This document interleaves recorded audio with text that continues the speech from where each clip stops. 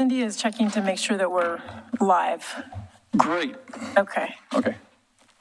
there we go. I got a thumbs up. Looks like we're good. Yes. Commissioner Bob LaSalle. Here. Commissioner Chris Staggs. Here. Vice Chair Mike Mitchell. Here. Chair Dirk Schlagenhofer. Here. Commissioner Patty Gage. Here. Commissioner Greg Stahl. Here. Okay, only one we're missing is Commissioner Daphne West. My mic does not seem to be working. Could Does the it mics sound be like that's through the microphone? It sounds to me like it's on the microphone. I mean, on the speakers. No, No? No one can hear us out Okay. here. Not working. Maybe they didn't hook the mics up to the generator. I think we're running on generator power, and we're not sure all the systems are working. I can do that, but I don't know if we are being recorded. For what it's worth, the audio is working on the YouTube channel. Okay, So, you can hear me on the yeah. YouTube? Okay, so we're just not coming through the speakers. Okay, so forget the mic. I'm gonna do my best to be audible. All right. Before we begin, do we have any public comments on items not on the agenda? Okay. All right. And then, yeah, like I said before, we're on generator power. We don't seem to have any street lights out there, so I just wanted to mention that before when we go home, make sure you're extremely careful with that. People don't seem to be understanding how a four-way stop works. And then if the power does go out for some reason, we're going to have to adjourn because we can't operate without power. So be prepared for that. Before we begin, I think we were going to discuss how the meeting was going to go, where we're at, what exactly is going to happen today, and then what we're going to do at the end of the day. And is that Mr. Pete? Excuse me, Chair. Yes. Before you move to that, I think you need to read the 197763 disclosures because there may be somebody in attendance who wasn't here at the last meeting. So I'm sorry for that. Nope, that's okay. I should have done that. Okay. Before the introduction. Okay, we were trying to squeeze that in before all that. Okay. So should I introduce the first item on the agenda? Yes. Okay, all right. We had a different plan, but we'll change it. Sorry. Okay, not a problem. First item on the agenda is a continuance of GLUA 21-00045, AS21-00006, VAR 22-00001, the Park Place Crossing General Development Plan. What? There we go. Did they come back? Yes. Yeah. Oh, thank you. Okay, now I can hear myself. All right. I'll ease up. Okay, the first item on the agenda is a quasi-judicial hearing, so I have a quasi-judicial script to read. One public hearing on land use applications is scheduled tonight. Our role is to conduct a public hearing and to make decisions about the matter before us. In making those decisions, we must apply the applicable codes and laws and cannot vary from or change those laws or codes. Members of the Planning Commission are to be unbiased. Before the start of the hearing, I'll ask the Planning Commissioners whether they have any potential conflicts, such as family, financial, or business relationships with any of the applicants or with regard to the land in question. I'll also ask whether any of the Planning Commissioners have discussed the application in question with any of the parties or have independent knowledge of relevant facts, such as from a visit to the site in question. Any member of the audience may question any Planning Commissioner about their disclosures. A staff report has been prepared for each application and has been made available to the public 7 days before the first public hearing. The staff report identifies the approval criteria that apply to each applicant's proposal. Staff has analyzed the criteria which are contained in the staff report. The quasi-judicial hearing procedure that the Planning Commission will follow is set out in state law and the Oregon City Municipal Code. The hearing procedure steps are shown on the Planning Commission website and on that door. Public testimony will be called on in the order it was requested in advance of the meeting. If you have not emailed city staff at planning@orcity.org to request to speak and would like to testify, please raise your virtual or physical hand when I ask if there's others in the audience that would like to participate. For the public record, please begin all testimony stating your name and city of residence. If you would like to receive a copy of the notice of decision, please state your mailing address or email address. Testimony and evidence should be directed towards the applicable approval criteria. If you believe other criteria apply in addition to those addressed in the staff report, identify and discuss those criteria and explain how and why you believe they apply to this application under consideration. Any person may submit written material while the public record is open on each application. Any written materials received by the city staff during the time period in which the record is open will be placed in the record. Written materials submitted during the public hearing must be presented to the city staff in order to become part of the record. If a person intends for PowerPoint presentations, reports, pictures, or other exhibits used in their oral testimony to be placed in the record, copies must be submitted to the city staff while the record is open. If they are not given to staff, they will not be included in the record. Any person wishing a continuance to present additional evidence and testimony or to keep the record open to respond to new evidence must make that request before the public testimony portion of the hearing is closed. If the Planning Commission makes a decision with which one you disagree, any issue that you may wish to appeal must have been raised on the record for the consideration of the City Commission or LUBA or both. Without raising the issue on the record in sufficient detail and accompanied by statements or evidence that the city and all parties can respond to the issue will not be deemed appealable to the City Commission or State Land Use Board of Appeals. In addition, the failure of an applicant to raise constitutional or other issues relating to proposed conditions of approval with sufficient detail to allow the local government or its designee to respond to the issue precludes any action for damages in circuit court. Okay, we will now open, oh, the record is already open. We're not opening the record, we're opening the hearing for a request, GLUA-21-00045, MAS 21-0006, VAR-22-0001, the Park Place Crossing General Development Plan. We'll now ask each planning commissioners if they have any ex parte contacts, conflicts of interest, bias, or any other statement to declare, or have visited the site since the last meeting.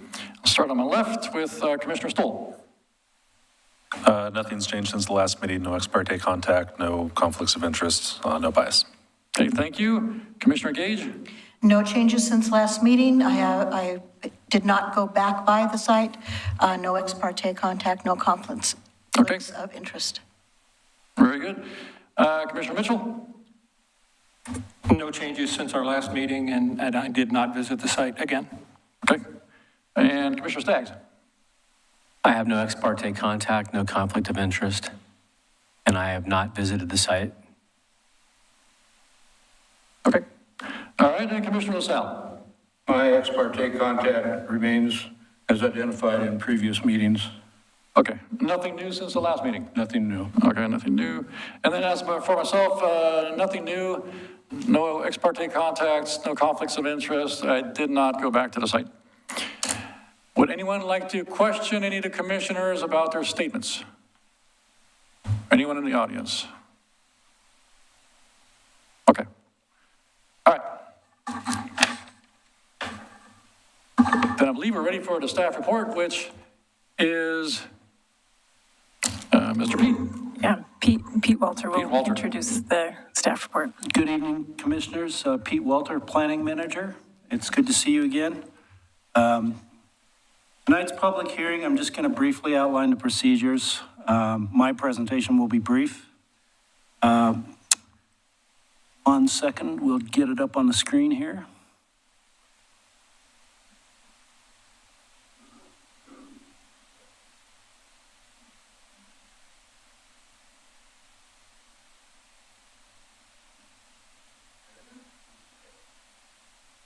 Thank you again.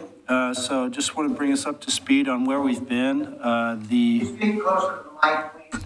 Just want to bring us up to speed on where we've been so far. The public hearing process started April 25th. We had a continuance to May 9th, and then to May 23rd. And that third hearing was continued until tonight, July 11th.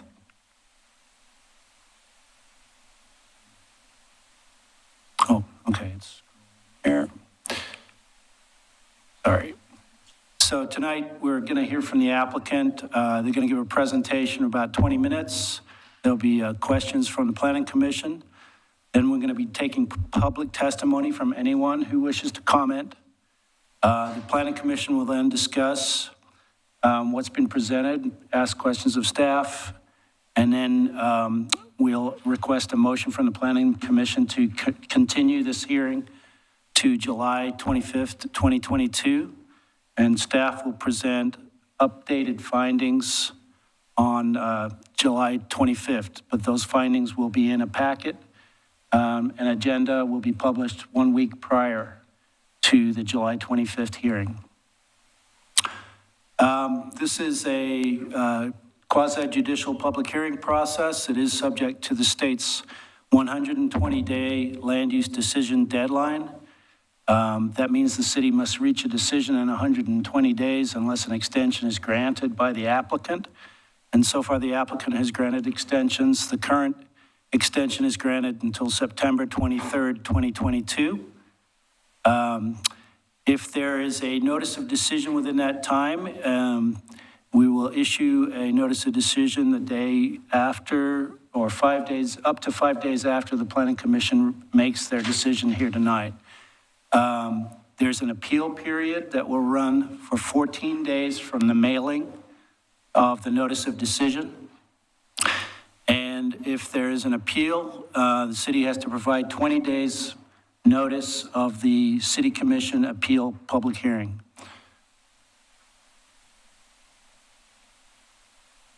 So the new items in the agenda tonight include what is in the published packet.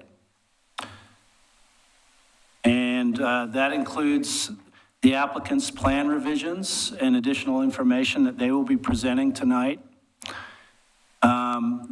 Along with that, that includes a daily traffic analysis of the proposed street closures in order to keep traffic on local streets under the thresholds that have been discussed to date.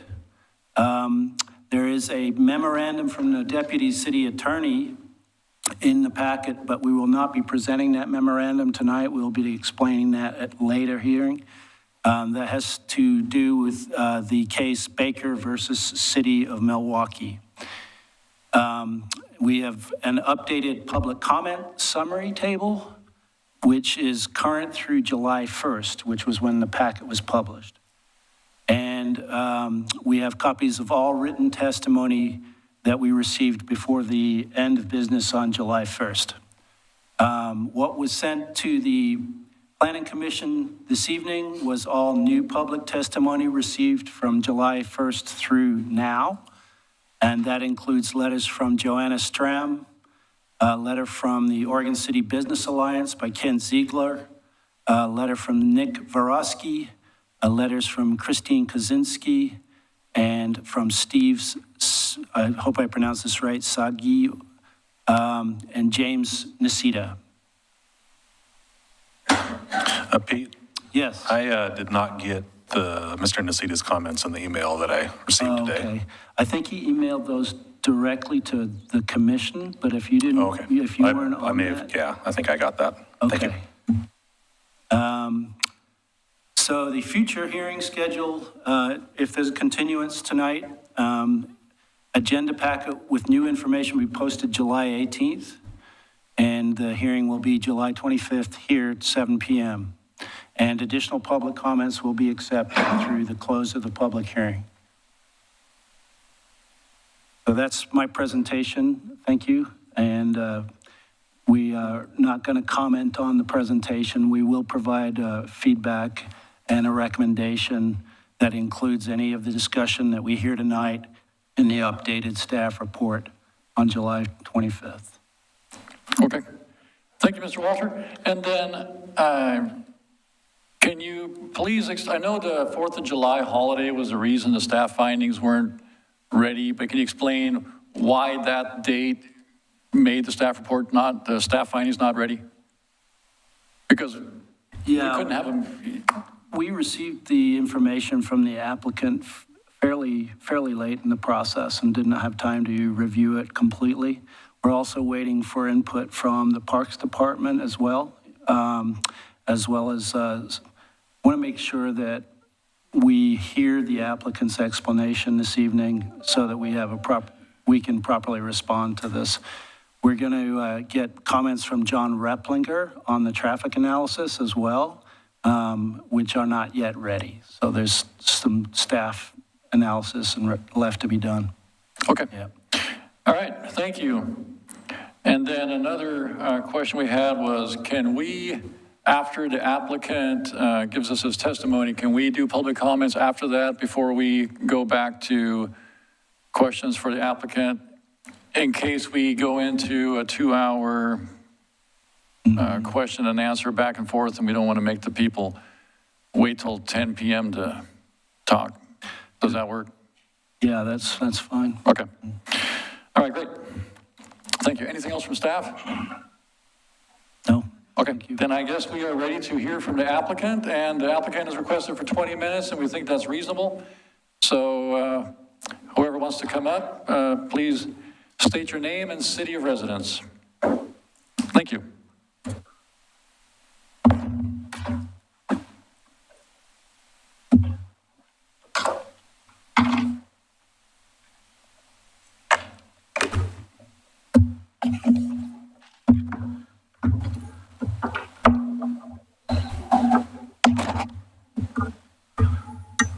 Okay, can everybody hear me? All right, good evening, Chair Schlagenhofer and members of the Planning Commission. My name is Garrett Stevenson. My address is 1211 Southwest 5th Avenue, Suite 1900, Portland, Oregon, 97204. And what I'm going to do tonight is basically give a quick intro to follow up on what staff just mentioned, and then I'm going to turn it over to our design team, which are, I think, the people you really want to ask questions of anyway. And on my right, I've got Chris Goodell, who's our project planner. And then we've got our project engineers here as well to ask questions of. And I think, Chris, you're going to manage most of the presentation, right? Okay. We also have our transportation engineering consultant here as well as our wetland scientist available if you have any questions of her. So with that, I want to start off by just thanking the Planning Commission for its patience as we go through this process. This is not like most other applications where you come forward and it's something relatively straightforward. There's a lot of discretion involved in these general development plans, and one of the things that we're trying to do as the applicant is to be responsive to what we're hearing from the community and also from the Planning Commission. And so that's the reason why after the May 5th hearing, or excuse me, the May 23rd hearing, we decided to put together some revised proposals for your consideration. And the intent of doing that was to address what we saw as the biggest issues. And I want to say, just as a caveat, that the process for the general development plan is a little different than, say, a subdivision where we get down into the nitty-gritty of the size of each lot and some of the specifics that you might be more used to. So we don't have what you're not going to see tonight is a detailed development plan. That's going to come later. And as you may recall, the general development plan is a really, really high level, 30,000 foot process whereby we kind of generally set out where the roads are going to be, where the lots are going to be and the general sizes of those lots. And then we've got a number of phases that would then have to come in again for the detailed development plan. And that's where we really get into the nitty-gritty, something more like a subdivision of what you are used to. So with that in mind, we wanted to really talk about 4 different items that you'll see in our revisions.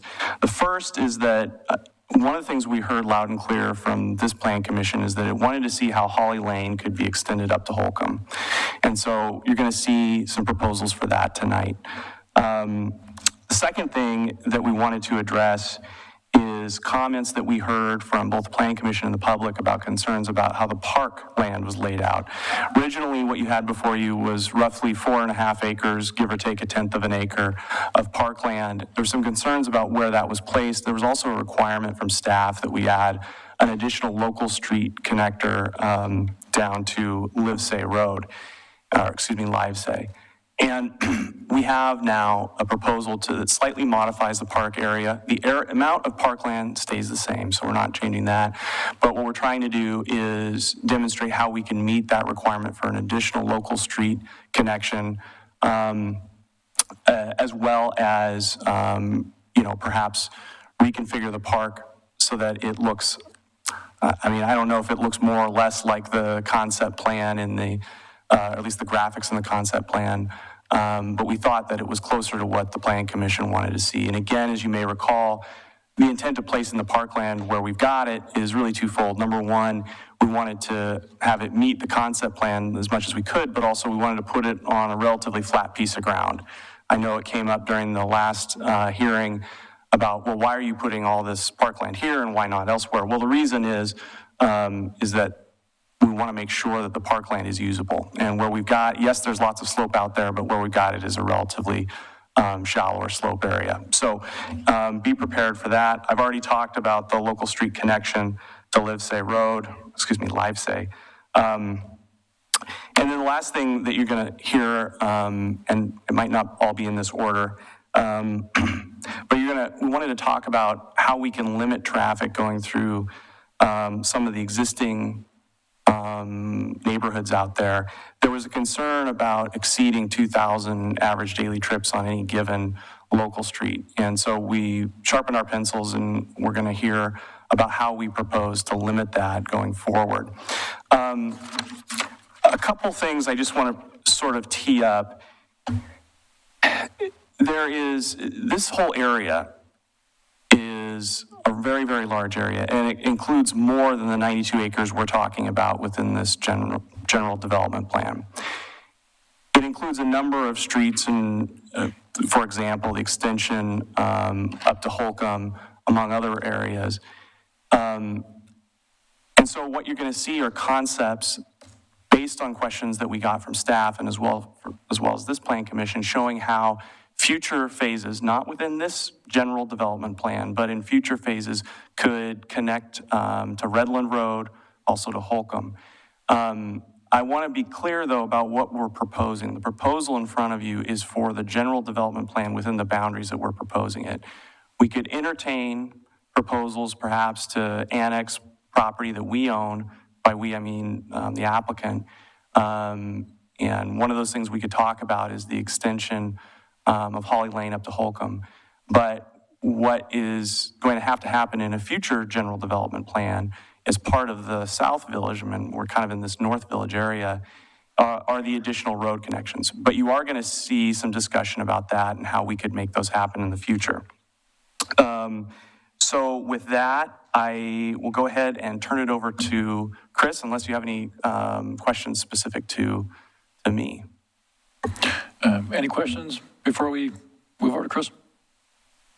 We see none. Thanks. Thanks, Garrett. I have, I'm Chris Goodell with AKS. Address is 12965 Southwest Herman Road, Suite 100, Tualatin, Oregon, 97062.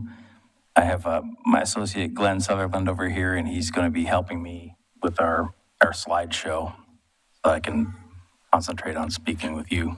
Let me ask something. Are you having trouble hearing? Okay. Can you get a little closer? Oh, she has a ear. Okay. She has a headset that's not working. The timer's not on. It's already on 4 minutes. The timer's not on. Oh. It's already on for 16 minutes.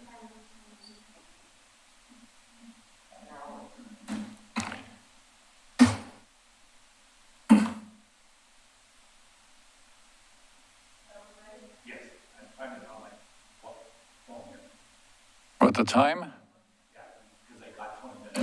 We weren't going to be real critical on the time, and we're not going to be critical on the time for public comments either. Okay. Reasonable time limits. All right. Thank you. Chair Schlagenhofer, can I ask a procedural question before we go on? Absolutely. So questions that we have, that we've generated from our review of this information that they're going to go over now, when is going to be the appropriate time to ask those? After we hear public comment, and then we'll get the applicant back up here again to answer questions? Is that what I understood? I think Aquila was thinking, well, go ahead and explain what we were planning on doing. So the plan was for the applicant to give their presentation, and then the Planning Commission could ask questions of the applicant and then bring up any public comments. And then if you had more questions as a result of those public comments, you could ask the applicant to come back to answer questions. I think that I heard Chair Schlagenhofer suggest that we hear from the applicant and then hear from the public, and then the commission asks questions. So that can be up to the discretion of the commission, how you want to do that. But I thought I understood the idea to be to let the public get their comments and questions out so that then the Planning Commission could take the time they needed to ask questions. Right.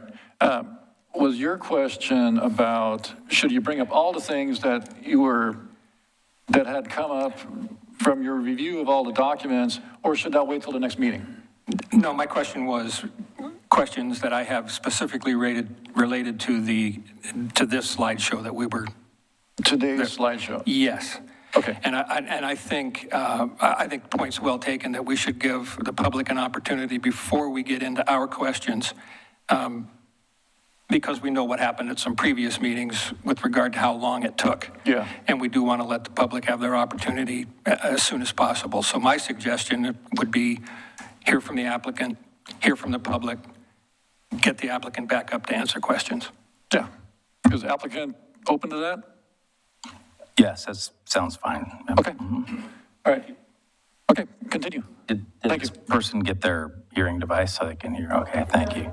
It still doesn't work.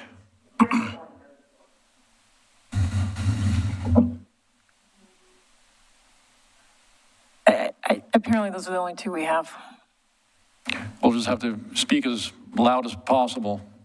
Will that help? I'll try. I don't know. Okay, we'll do what we can. Okay.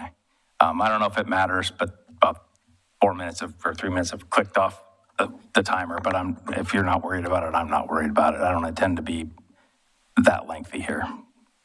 So thank you. I think I already read my name into the record, and then Glenn is helping me here with the slideshow. So as Garrett mentioned here, this shows the basic layout as we had it before you, and this is what the application shows.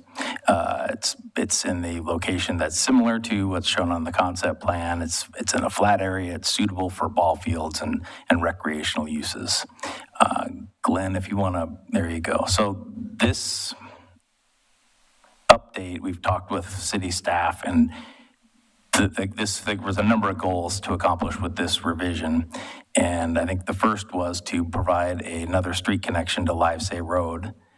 Another was to extend the park area further north, where the concept plan had more of the park area a bit further north. And then the third, idea behind this is it also provided a complete street frontage on Livesay Road for retail commercial, which was a comment that we received from the public. So this update sort of kills three birds with one stone, in our opinion. So yes, it connects to the park area to the west. In the future, that'll be able to be expanded to provide a larger park. Yes, some of the area is sloped, but the majority of it is not. So there's some dimensions on here. I don't know if you can see them. They're very small, but the drawing that we sent had them, and hopefully you could read that. But so it's a sizable park. It's longer and not as wide, but it's still plenty wide. The next thing we wanted to go over with is kind of speak to the phasing plan and the goals of the phasing plan for the subdivision. I know our previous plans had dashed lines showing phases, but we really want to take a few minutes here to go over how the phasing would work and what people would actually see on the ground. So this slide illustrates phase one of the project, which is 59 lots in the northeastern portion of the site up against Holcomb Boulevard.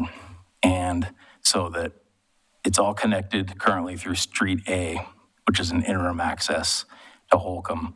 And so all those homes would access Holcomb. So all 59 of those for phase one would go to the north. Nothing would go through the Trailview subdivision. However, if you see there in the orange arrows and the line work, that would be a secondary emergency vehicle access. So if for whatever reason the fire marshal or somebody needed to get through that way, there's a second way in and out of the subdivision.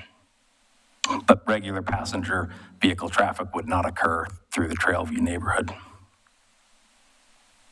This illustrates phase two, and phase two includes more lots, and what this illustrates here is, again, there would be no access through the Trailview neighborhood except for emergency vehicle access. Again, there would be, in this phase, there would also be emergency access to Livestream. So you'd have 3 points of connection into the neighborhood. And it was 133 detached homes, 126 attached homes, you would have less than 2,000 trips accessing Street A.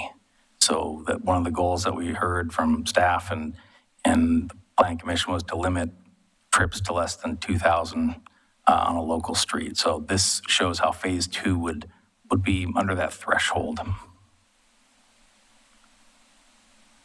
So phase three, this illustrates, I guess, the way the current application shows phase three. So right now at Winston and Holcomb, the average ADT was 878. So phase three includes 620 ADTs. Emergency access here would be Livestream, but there would be full connections to the Trailview neighborhood. And city staff had some conditions of approval related to traffic calming and other issues to try and deter traffic going through the Trailview neighborhood. So this is what the current application shows. And what this shows, the key here is that there are 3 barricades between phases 2 and 3, so that access would be limited to bicycles and pedestrians through those neighborhoods. And then the phase 3, 600 ADTs would go through the Trailview neighborhood, but nothing else. So just phase 3 would have connectivity.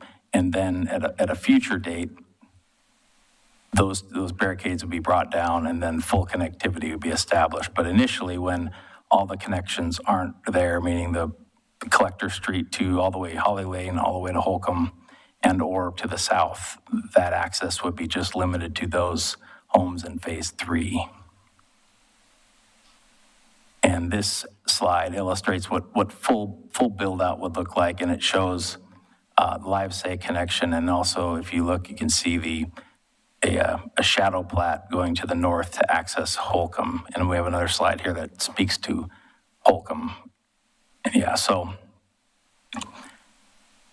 the applicant owns the property that's shown here, where the street connectivity is shown here. So these are 2 different options that the Planning Commission could consider, as opposed to, and one, I guess the one on the left shows more of a curvilinear roadway going up through the site and accessing Holcomb. The connections or the improvements would all be on the applicant's property. And then if you see the purple line work, it's more of a straight alignment through. So there's different advantages and disadvantages to each one of these. One of the advantages to the curved one is it doesn't put a road up against the majority of the homes in the Trailview neighborhood. the advantage with the purple road would be probably more alley accessed units. But these are two different, these are two different ideas that illustrate the connectivity by way of Holly Lane to Holcomb that the applicant is pursuing, but it requires annexation, so the applicant would apply for annexation to make this happen. Obviously, the approval of an annexation is outside of the applicant's control, but that's the intent, is to submit for that and build this. Thanks, Glenn. Next.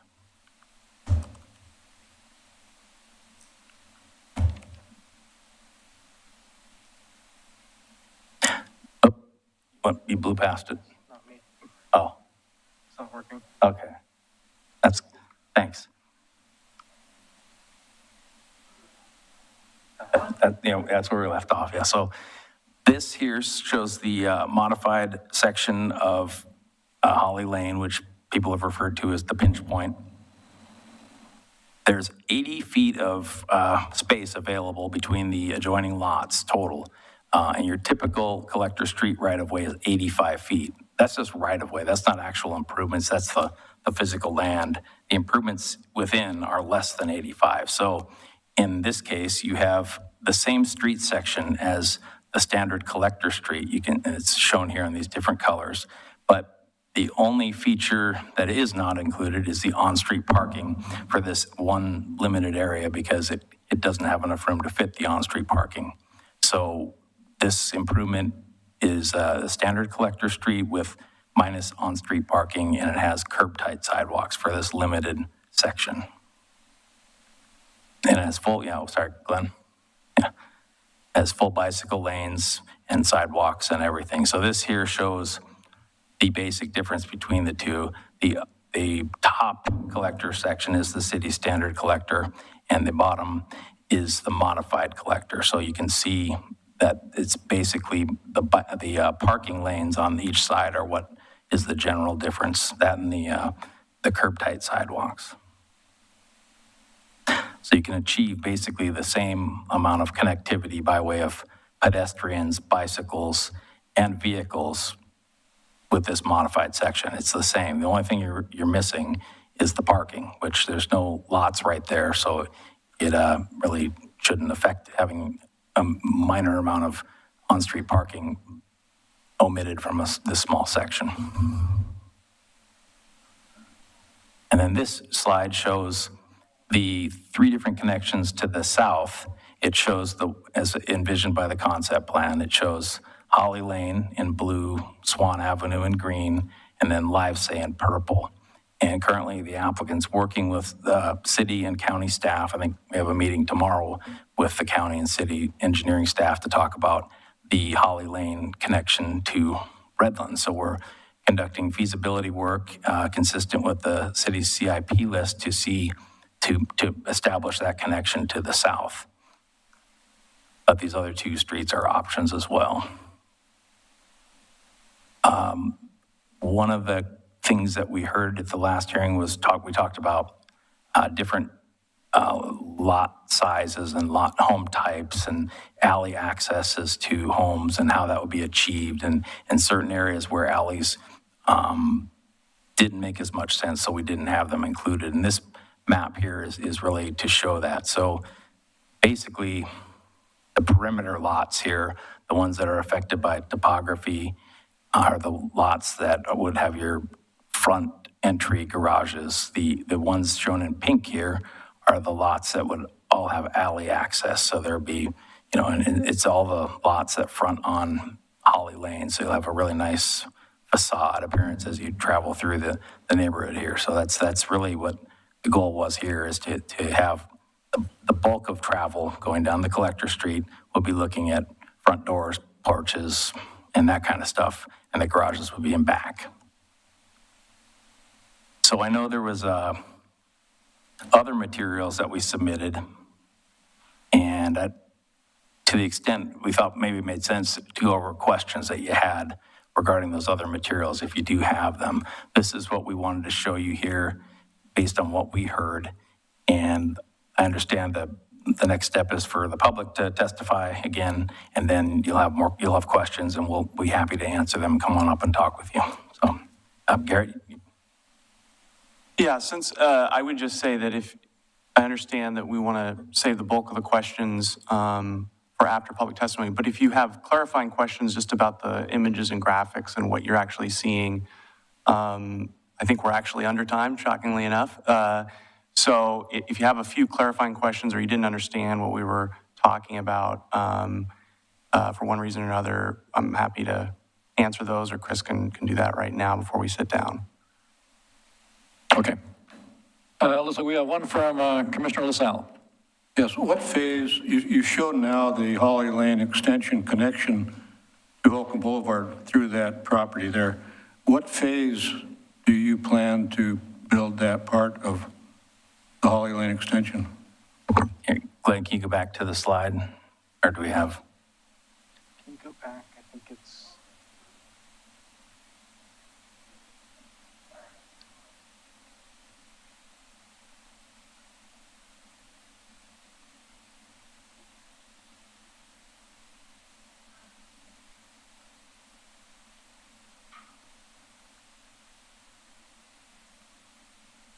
Sorry.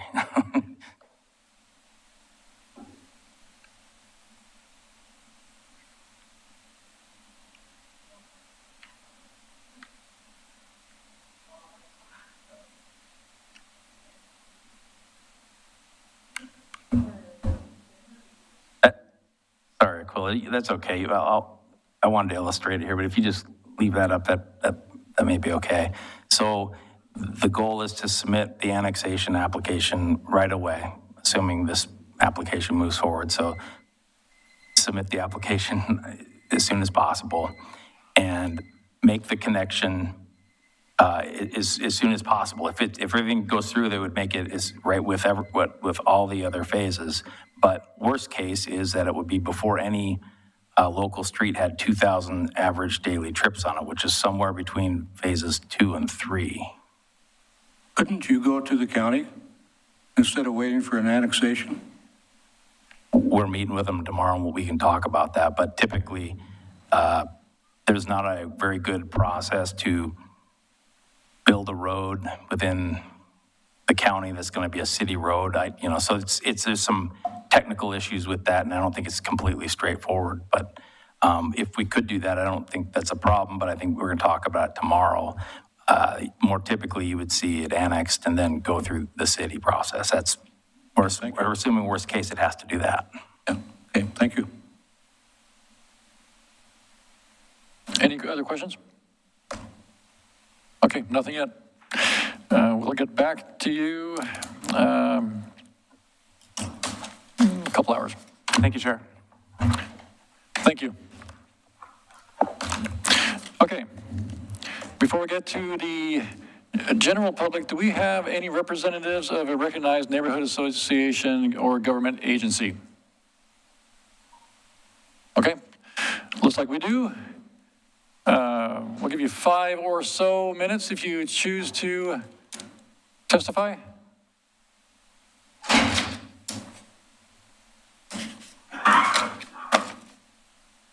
And please state your name and city of residence. My name is Steve Van Haverbeek. I'm a resident of Oregon City. I'm the chair of the Park Place neighborhood. So, 15 years ago, when we started working on putting together the Park Place concept plan, we went through a long design period to figure out. We can do better. The light on?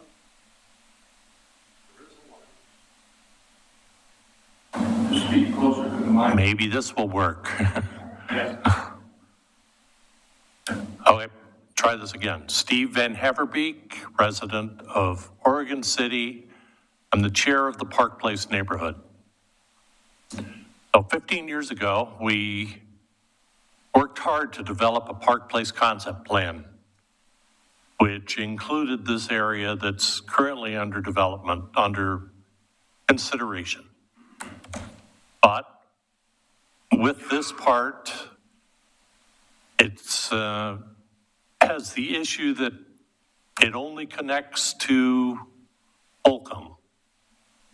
And until such time as we have the Holly Lane extension, the Swan extension, or access through Livesey Road, I don't see how we can really support the current development plans.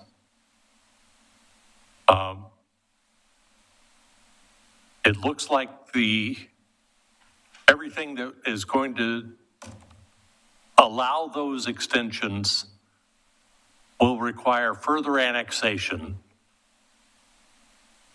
When the Park Place concept plan was first considered as an annexation, it was turned down twice by the city, by the voters.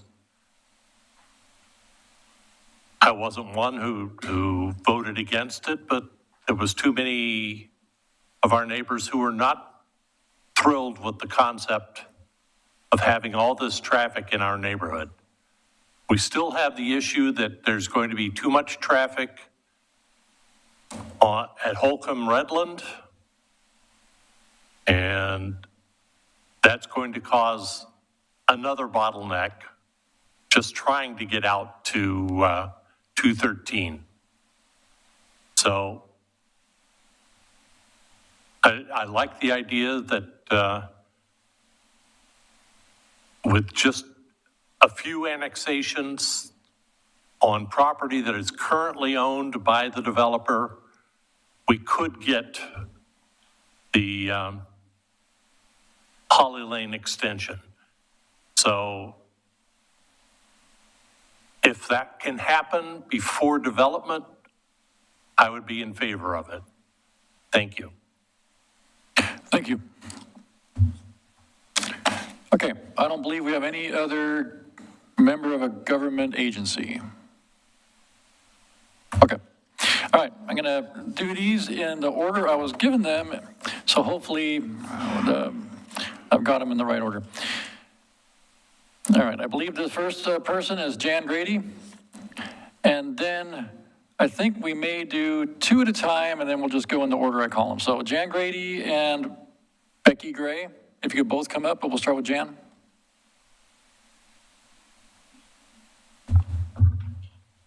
And again, please state your name and city of residence. Jan Grady, Oregon City, Oregon. I live in Trailview off of Journey Drive, and phase 1 and 2 are not going to go through Trailview, but phase 3, when it's the full build out, will be going through that neighborhood, which will create a lot of more traffic. There's no kids are playing in the street, they're bicycle riding, they're doing, people are walking. A lot of traffic, and then all the way up to Winston, which is only like about a half a block.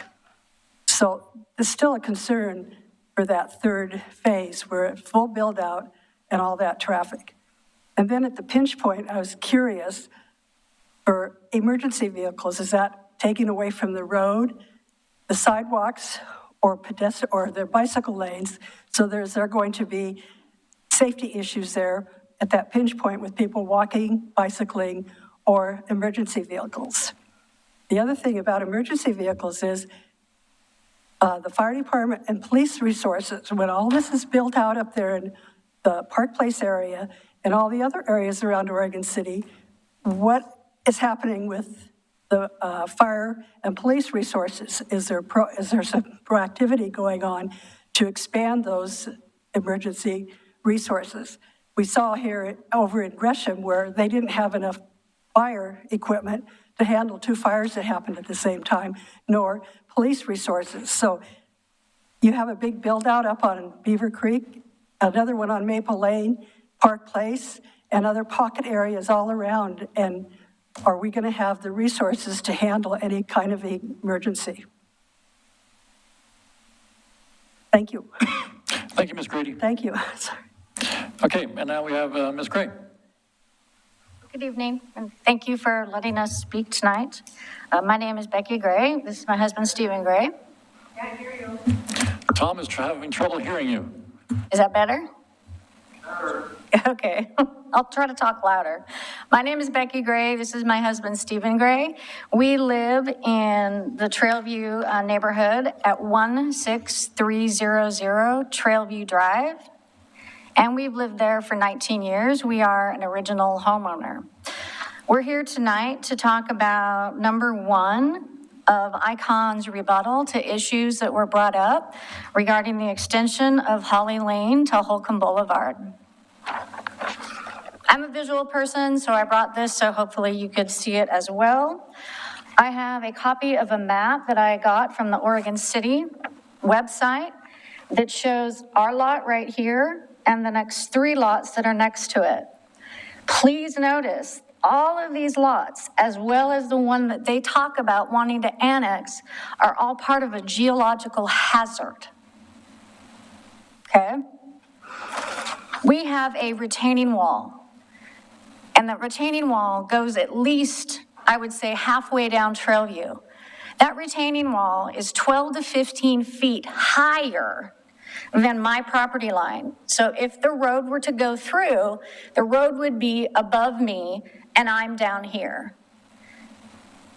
What assurances can you provide me, or can ICON provide me, to guarantee me that what they're doing by putting in this road, which is going to cause a bunch of extra weight, a bunch of extra volume, traffic, noise, how are you going to assure me that that retaining wall is going to remain stable and that I will not incur landslides that would damage my property, my home, and possibly my family?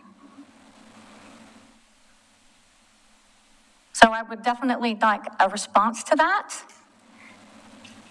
Second of all, I would also request, because of that little S curve, if they decide to do that S curve that they have in their drawings, which is right here,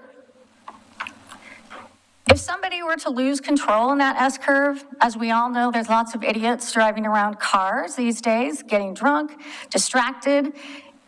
If they get distracted in that S curve and they're driving toward Holcomb, they're going to land in my backyard.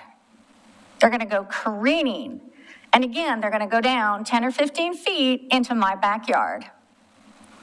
I would like to request that if this is granted, I would like to request that ICON put up, at a minimum, an 8-foot cement wall to protect me and my property from any kind of damage from any vehicle that might lose control on that street. I would also ask that it would be some sort of a decorative wall, not just an ugly, gray cement thing. I would like it to be attractive, and it can be attractive on both sides, which would benefit ICON and it would benefit us as well. The wall would also help reduce the noise for everybody that's on this street that they want to put this road on. It would help mitigate the stench that would flow down from fumes from vehicles. That stench is horrible, and you know where it's all going to go? It's going to go down. Because again, our property is below the road that they want to put in, okay? So everything's going to come down. Headlights in my backyard. If the wall is there, again, that would add a way to mitigate those issues. I'm not against ICON. I'm not against them putting in additional places or houses around us. What I'm asking, though, is that it's done safely and that it's done respectfully to the people who have already owned a home in this neighborhood, which I have for at least 18 years. Thank you. Thank you.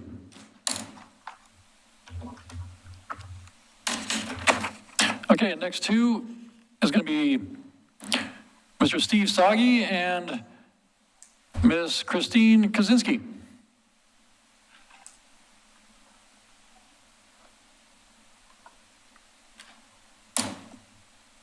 And please state your name and city of residence. Steve Sagi, Oregon City. Good evening, members of the Planning Commission. Thank you for your time to allow me to voice some concerns about the proposed Park Place Crossing General Development Plan.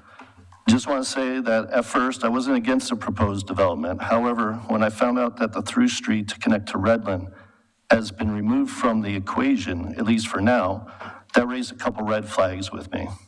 My first concern is the pinch point issue. Pinch point issue has been brought up before, but I want to address the plan drawing EXH-6, where a detail of the pinch point is shown.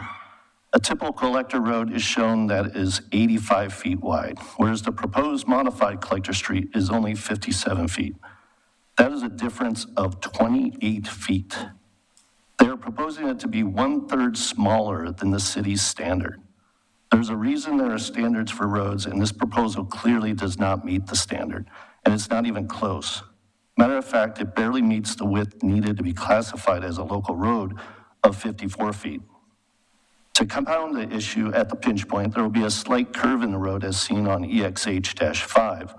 Until ICON can install a collector road that meets the standard, they should not be allowed to construct that road. My next concern is the traffic study.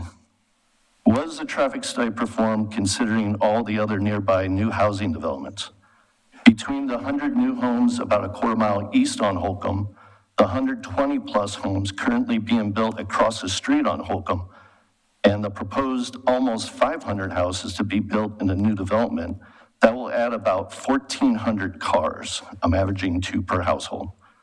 This will have a great impact on the congestion down the hill on Holcomb and onto Redland. Also in the study, it seems that they are proposing that some of the traffic will be on Shartner Lane. However, using the existing portion of Cattle Drive would be the most direct route to the housing marked Phase 2, most of Phase 3, 4, and 5. These phases contain about 85% of the houses in the plan, approximately 400 homes or 800 cars. If you look at the existing Cattle Drive Road on the map, just prior to the new extension, there's a bit of an S-turn in the road between Buffalo Way and proposed Street 3. It doesn't look like much, but if you were to drive that section right now, there is impeded vision coming around the turns due to the fence line in front of the green space, and if there are any cars parked on the road. To add to the vision impediment, there is a slight incline on Cattle Drive just before that turn. I live on that S-turn, and I must be extremely careful coming around that first turn to make sure no one is coming the other way. And this is with virtually no traffic on the street. With the potential of 800 cars added to the traffic on that road, it could be disastrous and virtually impossible to address after homes are built. Thank you. Thank you. Ms. Kozinski.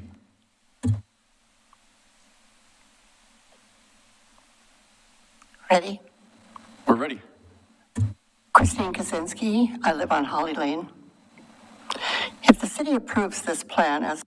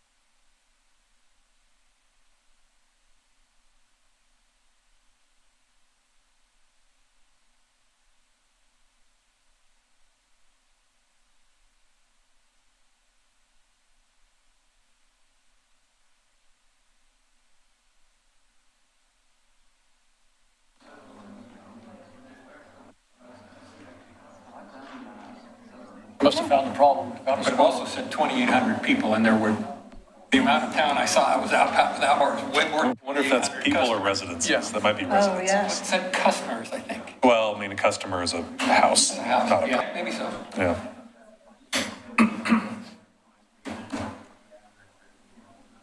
Boy.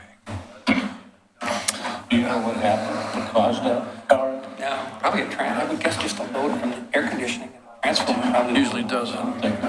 be my guess, but I don't know. We're gonna run to Okay.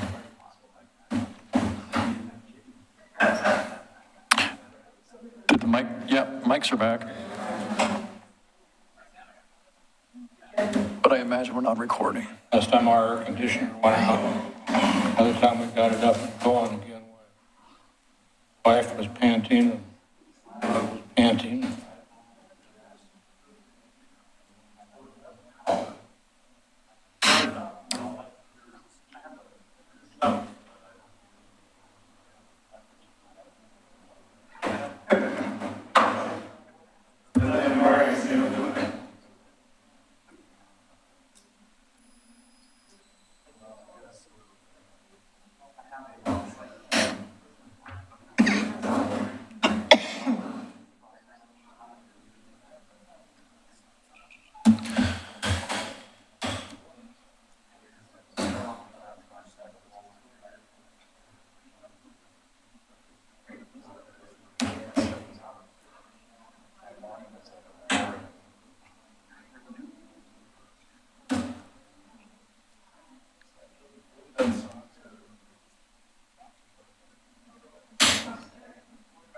Okay. Test.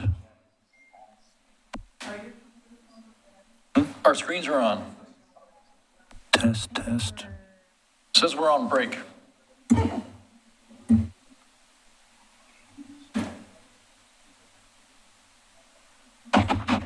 Test.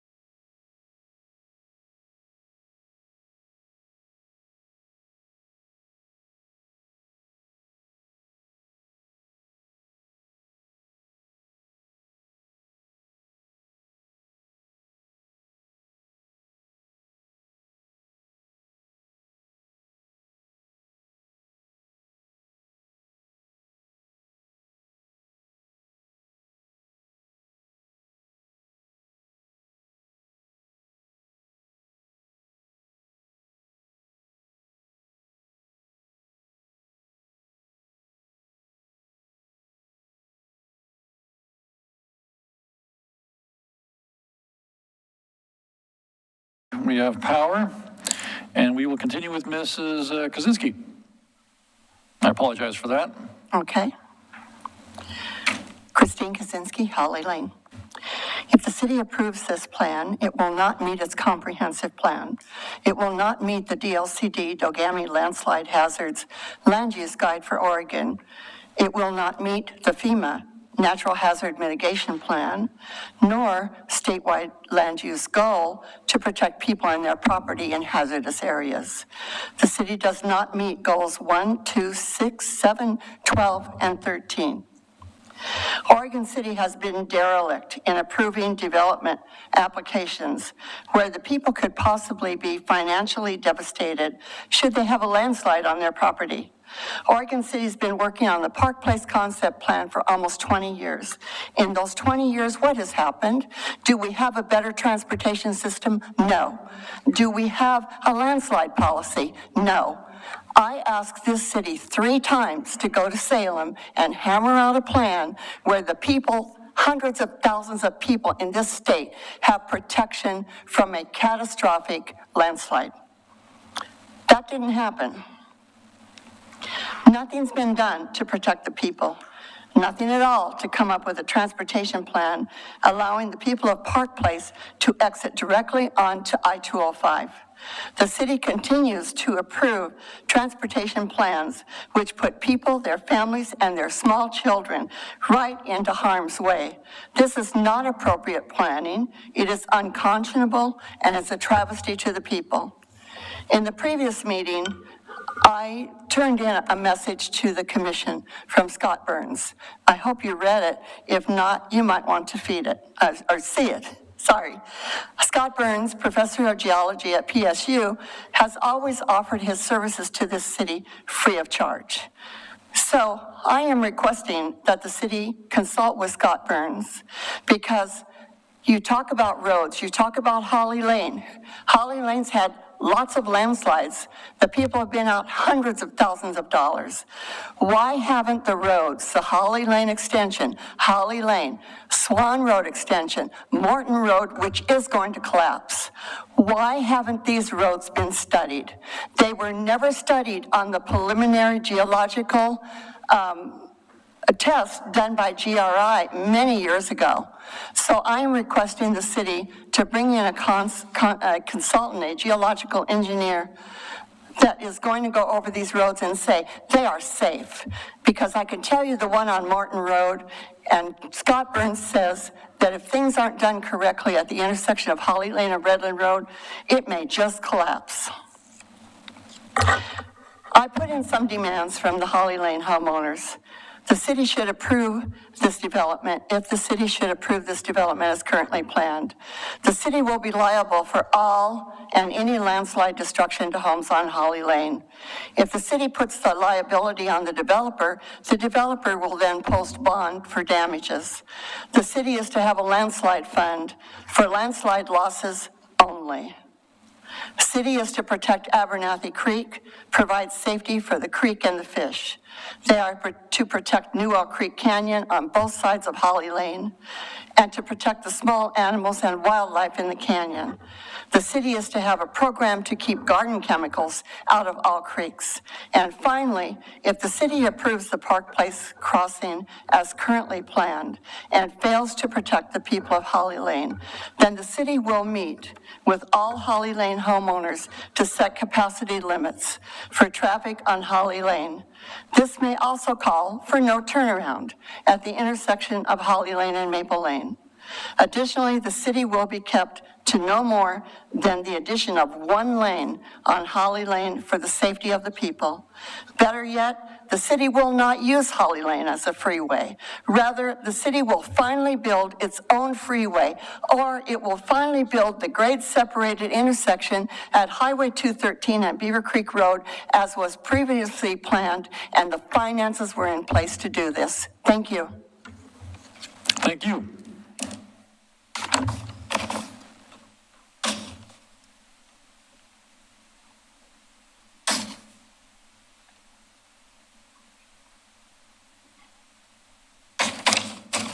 Okay, sorry, I had one out of order.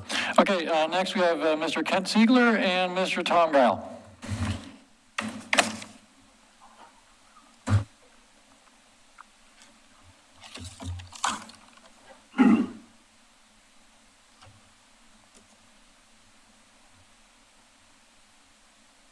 For those of you who don't know, Tom and I, we go back that whole 20 years. Almost. With a lot of dialogue and conversations. I've been in Tom's home numerous times, and we've had a lot of discussion on this project. And here we are 20 years later. But my name is Kent Ziegler, Westland. To kind of give you a little bit of history about where Park Place began, I was developing the Street of Dreams on Redland Road in 2004 and 2006. Very successful developments. I also acquired and developed the subdivision called Meadow Ridge, immediately adjacent to the Park Place crossing master plan that you're looking at tonight. So I've been very involved in this area. I started acquiring the land for the proposed application in the year 2000 and assembled about 130 acres total. You got tonight in front of you 92 acres, so that's a portion of the land that I assembled. I've walked that property hundreds of times during that 20 years. I'm very familiar with it. I respect a lot of the comments that Christine Kaczynski talked about with geologic issues, but she's really focusing on the South Village. When she talks about Maple Lane, she talks about Highway 213, some other roads, I think she mentioned Morton. That has nothing to do with the application you're looking at tonight. This is the proposed North Village. That's part of the North Village concept plan, not the South Village. So we need to definitely differentiate what she's discussing and making points about with what you're evaluating and considering. So I personally have attended over 50 public hearings with the Planning Commission, the City Commission, advisory boards, neighborhood outreach meetings. We've exhausted every single possibility in trying to maximize this opportunity, but also safeguarding the public safety issues. And there are a number of them. Redland Road has been prone to flooding. Many of you are very familiar in 1996 at the intersection of Livesey and Redland Road. It flooded so bad, it was about 3 feet of water, and the people on Livesey Road were cut off. They could not get out for a week. They had to walk out of there. One of the people who has given testimony in the past had a heart attack, and they were safely able to get him to Willamette Falls Hospital driving through that 3 feet of water. What the applicant is trying to do for you, or I should say for the citizens of the Park Place area and for the city of Oregon City, is solve some existing problems. By providing this secondary access with the collector down to Holly, of which some of that land I bought, and the applicant has purchased from me, and he's assembled another 10 acres above that has frontage on Livesey Road. You are providing another emergency vehicle access that will not flood. The bridge at Holly Lane and Redland Road is high enough that it is not prone to flooding, as is Abernathy, Holcomb, and Redland and Livesey. Those have flooded. I'm not saying they're going to flood again, but providing that future connection, and they have traffic counts to kind of trigger, I think it's between phase 2 and phase 3, that they say that happens. That's going to solve a lot of problems. Where Tom lives is a fire trap. It's a fire trap today as we speak. There's one way in and one way out. Tom had a neighbor's home burn because the road was blocked. What the applicant is trying to do is solve another problem. By providing emergency vehicle connection from phase 1 and phase 2, you now have 3 connections in Trailview that in case the main entrance to Trailview is blocked, 3 entrances that a fire truck can get into that neighborhood. So it's important from a public safety standpoint, you look at how are we solving these problems. On a bigger scale, you've had 3 concept plans. Park Place, Oregon City Golf Club, South End. Not one lot has been created in any of those in 20 years. As you all know, we have an affordable housing crisis right now in the metro region. It's incumbent that municipalities look at every opportunity they can to address and alleviate this housing issue. That's why the legislature adopted House Bill 2001 and Senate Bill 458, encouraging now duplexes, triplexes, fourplexes, townhomes, row houses on all single-family lots, because we're not getting the expansion and the growth that we expected in these concept plans. So now we've got to try to pack people on infill. So we can solve the flooding issue. We can provide multiple secondary accesses for emergency vehicles. We can provide more affordable housing. And the fact that they've now expanded the park to go ahead and touch into the passive wilderness actually gives you the active parkland plus the passive. I built over 1,000 feet of trails in that passive parkland when I owned it. I lived there on Livesey. We were looking forward to this being developed a long time ago. Just didn't happen. But the fact that these people living up there have no regional park. They have no community park. But I think on their property taxes, they're probably paying a park fee of some kind. But they do not have a Chapin Park. They do not have a Rivercrest Park. They have nothing. So this is another way that the applicant is trying to solve a problem.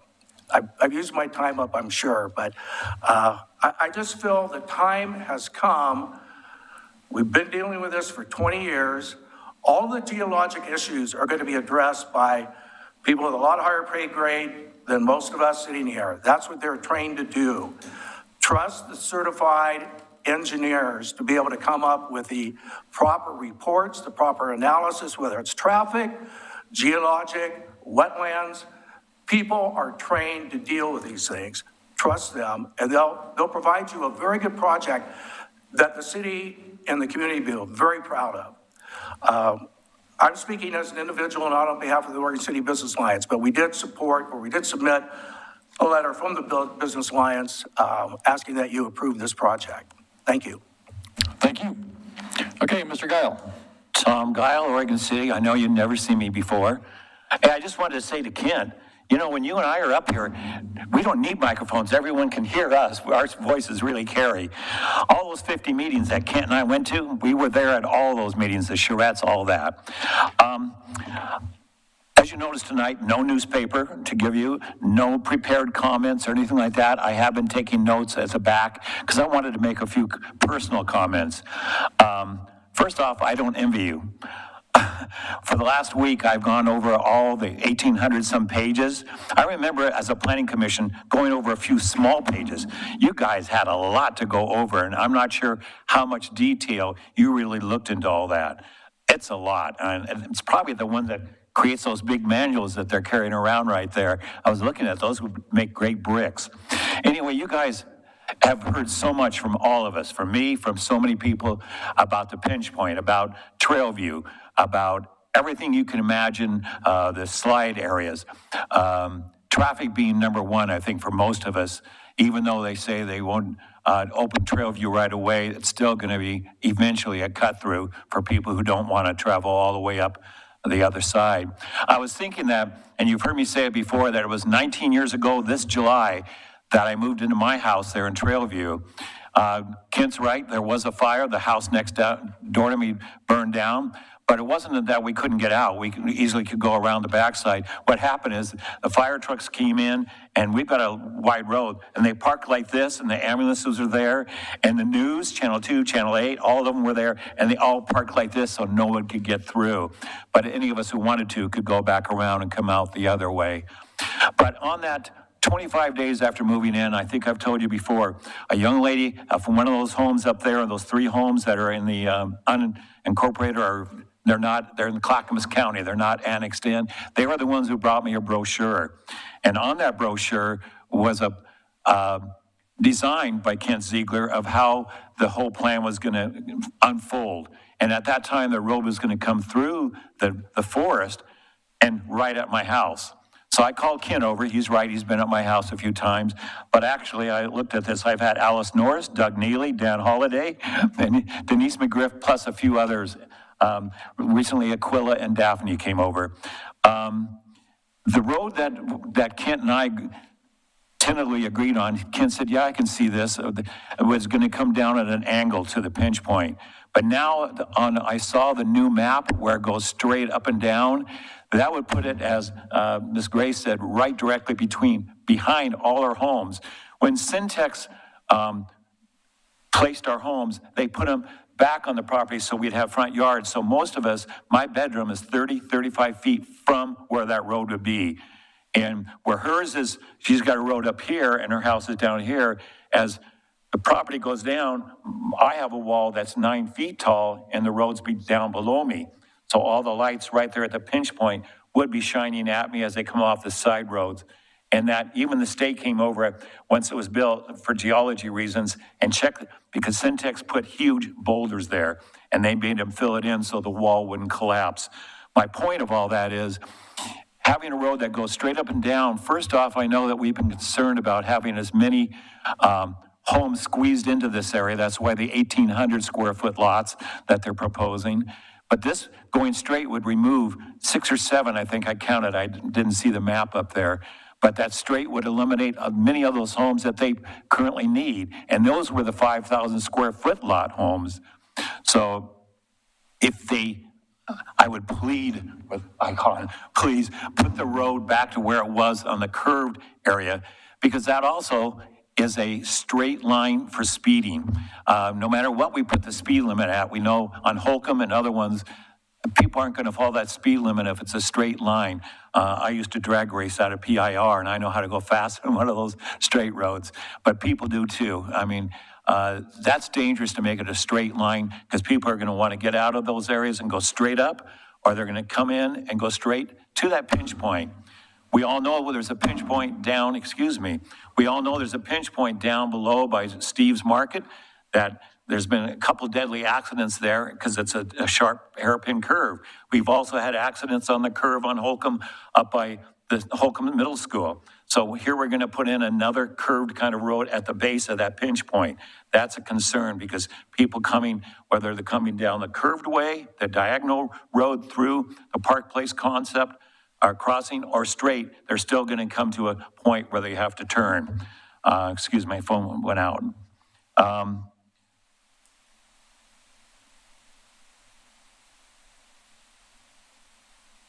Anyway, I've lost my point on here. I had several points I was taking back there while I was listening to people. You've heard everything. You've seen so much. You've got so much to consider. And I hope you don't have to go back and read that 1,800 square page document.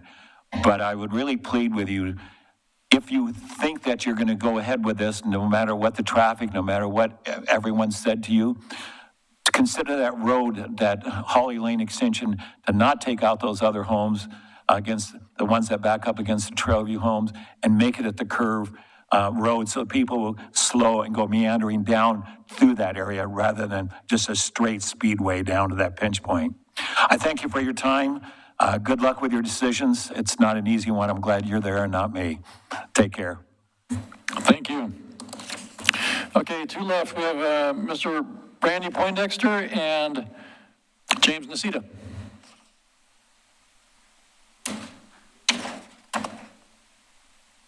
And please state your name and city of residence. My name is Randy Poindexter. I live in the Oregon City in the Trailview neighborhood. And on Trailview Street or Drive. And my property would back up to the proposed Holly Lane extension. And I know it's hard to stop the progress train. But I'm just curious what is going to be done about if the street goes through straight behind the properties. I only have about a 4-foot rock wall, and then it goes about 10 feet above that. And I have trees that line my property on the backside of my property line by the current owner. And those trees help with erosion and stuff. And so what is going to be done to help protect the erosion down to my property, and then also any sound, that's what I'm concerned about. And then also with all the traffic going to Holly or to Holcomb, all that intersection does get backed up in the morning.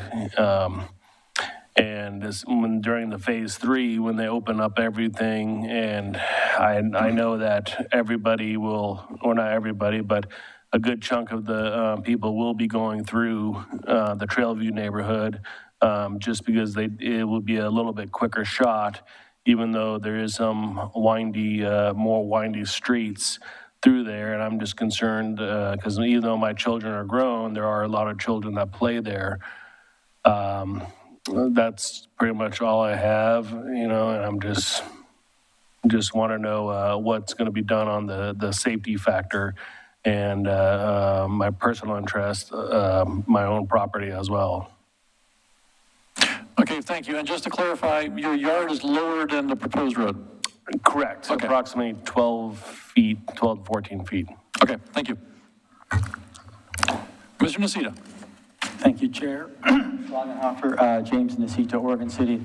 I actually had not planned to comment tonight. I was just coming to watch. However, just by chance, I happened to sit behind Mr. Wheeler. And below Mr. Wheeler, I noticed a document with Oregon City letterhead on it. And I took a squint and discerned that it was dated today, July 11th, 2022, and it is a memo to the Planning Commission from the Planning Division, RE, Park Place Crossing Supplemental Conditions and Options for Planning Commission Consideration. After looking at that, I looked on tonight's electronic agenda packet, and that document doesn't seem to be on there. It has not been made public. And I'm very curious about that. Why it seems to be a good 6 to 8 pages long. So it seems a very substantial policy document that has not been shared to the public as far as I can discern on the city's website, and I'm curious as to why that is. Just to share some potential concerns, unless the law has changed since I read about it years ago. I recall that the courts have held that communication between staff and a planning commission or a city commission is not an ex parte contact that you all have to disclose.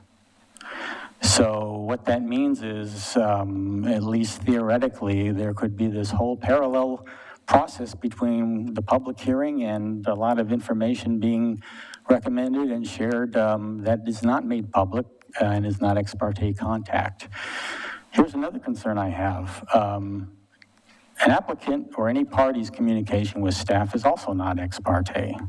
So theoretically, an applicant, instead of communicating with you or a member of the public, who instead of communicating with you that you'd have to disclose as an ex parte contact, they could do it through staff and basically have staff communicate it through to you, and that technically would not be an ex parte contact. So some of the supposed protections in quasi-judicial land use hearings aren't really complete. And I'm kind of curious if any of you or staff or Ms. Richter can enlighten the public on what's going on with this, and is this a regular process to communicate memos to the Planning Commission and not make those same communications available to the public? If this were made available, even today, people could comment on it, and then you could give staff directions based in part on public comment. As this stands now, if it were planned to make this available after this meeting, people would not be able to make comments until for your next meeting, where you might be up against the gun under the 120-day clock, and those public comments would potentially not be as impactful or as meaningful to the process. So I have some concerns with all that, and I hope somebody will enlighten the public as to what's going on. Thank you. Thank you. Well, I checked my email. I did not get that memo. I don't know who the memo was intended for or what, if that's an internal document. I don't know if Ms. Richter would like to speak on this. It's way above my level of comprehension. Sure. I'd just like to say that I don't know what memo he's referring to, and he is certainly he certainly has any opportunity to make a public records request, to request a copy of any document that is a public record, and the city will provide it pursuant to that public records request. So that's the appropriate way for. That's the appropriate next step. Okay. Anyone else want to say something about this? Mr. Wheeler had his hand. Well, there he is. Okay. Well, that's probably the right person to be speaking right now. So, go ahead. Josh Wheeler, Public Works Department, Oregon City. This is very simple. I printed the Word version of a document to prepare for tonight instead of the PDF, which has an electronic date stamp on it. And since I printed it on July 11th, it says July 11th. It is a document that was in your packet back in May, and I brought it for reference for myself. So it is not the piece of paper I have says July 11th, but that is not a July 11th document. Okay, so that document is in our agenda packet? Back from May. Okay, which one is it? May 23rd. May 23rd.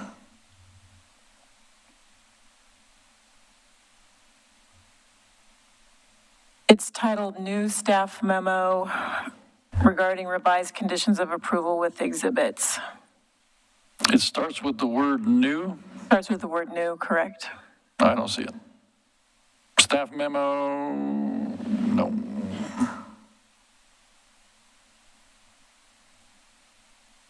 Would you like me to pull it up? I'm looking at the, It's not in the packet from tonight.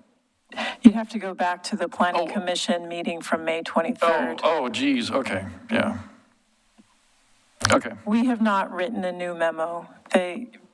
Just for the audience's sake, the staff planner who was the point of contact moved on. She got a great career opportunity. And so we have had limited staff capacity to write a new memo. So there is no memo. There were additional conditions that were in your Planning Commission agenda packet on May the 23rd. Okay, and then just to be completely transparent, what could we do to provide that document to Mr. Nacita so he knows? Yeah, I can email him a link to the Planning Commission agenda Okay. packet. That document was made available to the public back on the May 23rd agenda. Okay, all right. Anything else from any of the other commissioners? Okay. Okay, all right, good. Okay, that is the end of our public comments. Anyone else in the audience that did not fill out a comment card wish to speak? So we do have a number of people on Zoom, and we can, I don't have those cards. we didn't fill out individual cards for them. Okay. Who wants to introduce them then? Because I don't have Yeah, those. we can go Okay, through. great, thank you. And do that.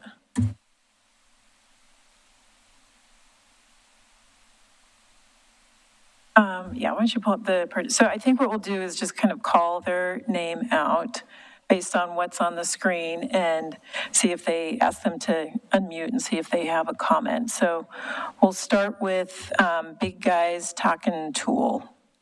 Do you have a comment, Mr. Big Guys Talking Tool? Yes. And I'm sorry, for the sake of the record, can you state? Okay. Saw the updated from the applicant that, wanting to add and cut off access to Trailview until, say, phase 3. By doing that and then opening everything up with all the extra houses added, car trips, all that information, just concerned that would be a flood of, and for lack of a better word, it would be a choke point on Winston Drive, of which time it's not a long street. There's no stop signs coming up to Winston Drive off of Smithfield. So how do you get out?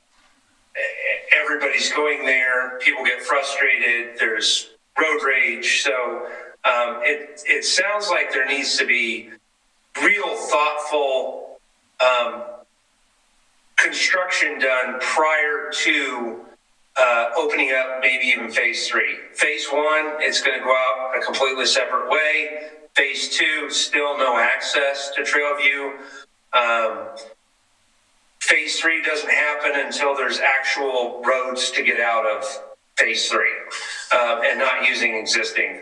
Also, the other concern I have is going down to getting on to the 213 to get to work off the 205.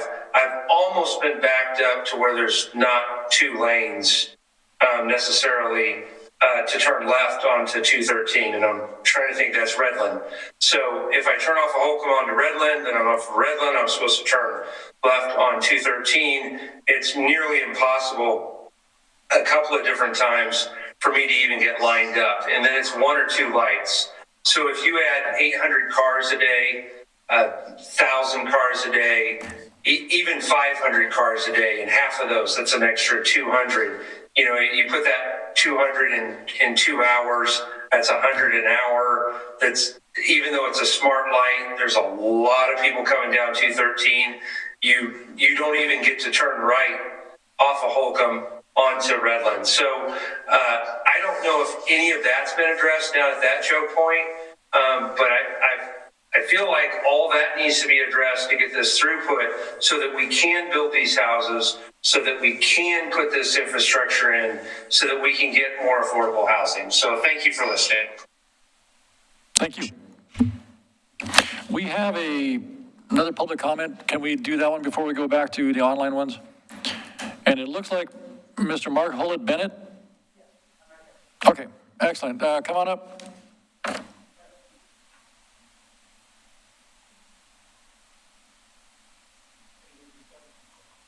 It doesn't matter, either one. Just make sure the mic light is on. Green light. Okay, and just state your name and city of residence. And my name is Mark Hutt Bennett. I live at 15025 Smithfield Drive in Oregon City, the Trailview subdivision. And my question would be similar to the one you just heard. So, but maybe even more extensive. Everything the last gentleman just said, I have of concern. And then even before that, the subdivision, it's going to have, it's going to come through Trailview, and there's it's going to have 1 or 2 exits and entrances, which is, I didn't have the name of the road, excuse me, I'm sorry. So all the 30, 40 homes are in that Trailview area right now. Plus, I don't know how many there's going to be planned. There's thousands, basically, families, once it's totally complete. And all of that is going to drain through and come through if we're lucky, 2 roads.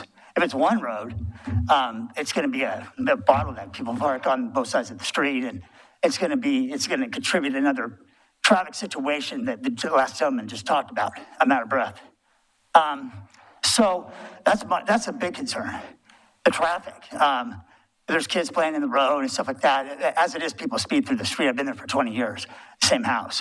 So I understand what's going on. And then 2 more items, please. So like the last gentleman, to elaborate what he was saying, is personally, I've never been through a fire. And that was like one of the serious things. I've been through an earthquake in California, but to leave your home and think, well, I might not come back. There might be nothing here. But I left work, it was 3 p.m., and everybody was leaving the city because of the fire. People with horse trailers. But on Holcomb, it was backed up all the way, at least to the Holcomb school. Bumper to bumper. It was just going down the hill. And you could go the other way. There's another way out off the top of the hill, so to speak. But that's it. And I mean, it was just, the cars were going at not even 5 miles an hour. And the fire was actually, it was a 3 and you had to leave now. I mean, people, you've seen it, they get burned up in their cars. And that's a travesty. So, and a fire you can't predict, obviously. You can't, it could be a 10-year or 20-year event for that matter. So, how much validity do you give to that in terms of making decisions? And then the other part I was thinking about was, I don't know what it is, but, as the city grows, I'm sure that there's requirements for public safety, fire and police, that they're hired at certain intervals or something of population. I don't know how that's measured, but I wonder what will the inclusion of these subdivisions, how that increasing the population of Oregon City, does that get any closer to needing to hire a public safety public workers, or is anybody, that's kind of down, that's in the back in terms of planning ahead? And those are my questions, please. Thank you. Great, thank you. Okay, back to the online questions. Okay, so Darren's iPad, do you have any comments? No. Thank you. Dean, would you like to make a comment? And if you could unmute and state your name and city of residence. Okay, I'm going to move on to Enoch's iPhone. Enoch, do you have a comment? And if you could unmute and state your name and city of residence.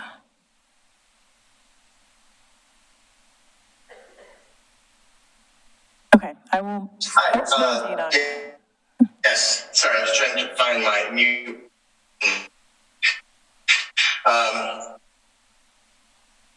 I didn't have anything prepared, but for the planning commission, specifically about Mr. Ziegler's response to Ms. Kozinski's comments. He didn't dispute that there were issues with the geology. He didn't dispute that there were problems. He just kind of put it off as, well, that's a South Village problem. And my question for the planning commission is just to make sure that there wouldn't be a situation where you approve the North Village contingent on things working out for the South Village, but then, oh, by the way, 20 years from now, we can't finish the South Village because of all these problems, and now we're stuck with a half-baked product that doesn't meet the goals of the concept plan and doesn't allow for the vision to be realized. And whether the question would be whether or not it makes sense to approve something where there is the possibility that you wouldn't be able to complete it according to plan. So that was my only comment. Thank you. Thank you. Aaron Ferndale, if you have a comment, can you please unmute and state your name and city of residence? Yes, this is Erin Fernald, and I'm in Oregon City, Oregon. I live in the Trailview neighborhood. My biggest concerns, I was not planning to comment tonight, but my biggest concerns are the traffic as well as geological issues. For traffic, already we have a bottleneck on Winston Drive. It's a very dangerous short stretch of street. People come very quickly off of Holcomb onto Winston, and it's a very short street, and people are now parking on both sides of the street, which reduces that road to one lane, going one direction. It's just a matter of time before there's a serious accident, just as it is.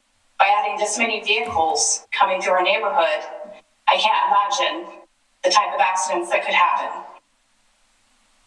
As far as the geological issues, I think I would like to see more studies done to be sure that the land is not going to slide. And that's all my comments. Thank you. Next is Jed Peterson.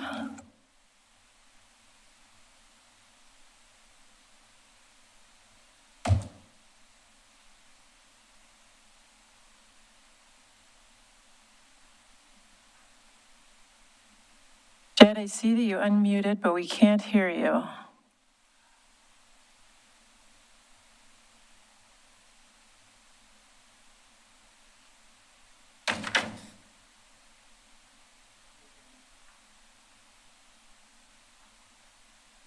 Okay, Jed, we will have to move on. I'm sorry. It was not coming through. And then next we have Nathan A.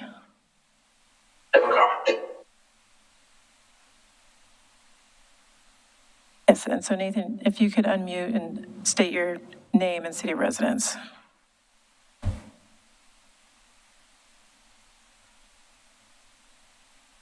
Okay. And then it looks like we've got 2 phone numbers, 2 people calling in on a phone. The first person, the last 4 digits, 4150.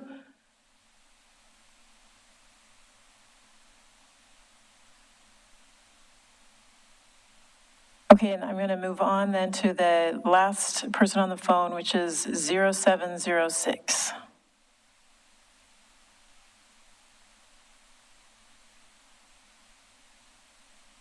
Okay, that is everyone on Zoom. Okay, we got one more in here, Mr. Dan Fowler. Please state your name and city of residence. Dan Fowler, Oregon City. Like Mr. Nacita, I wasn't going to talk tonight either, but I thought I would just say a couple of things after listening. This is not the detailed development plan. This is the concept plan. When it comes to traffic, the developer, the way I understand it is, they're going to be required to do a traffic study. They're going to have to look at all the affected intersections that their development affects, and they're going to have to address those issues of those affected intersections. That's what is required. And I would assume that that will be a condition of their approval if it is approved.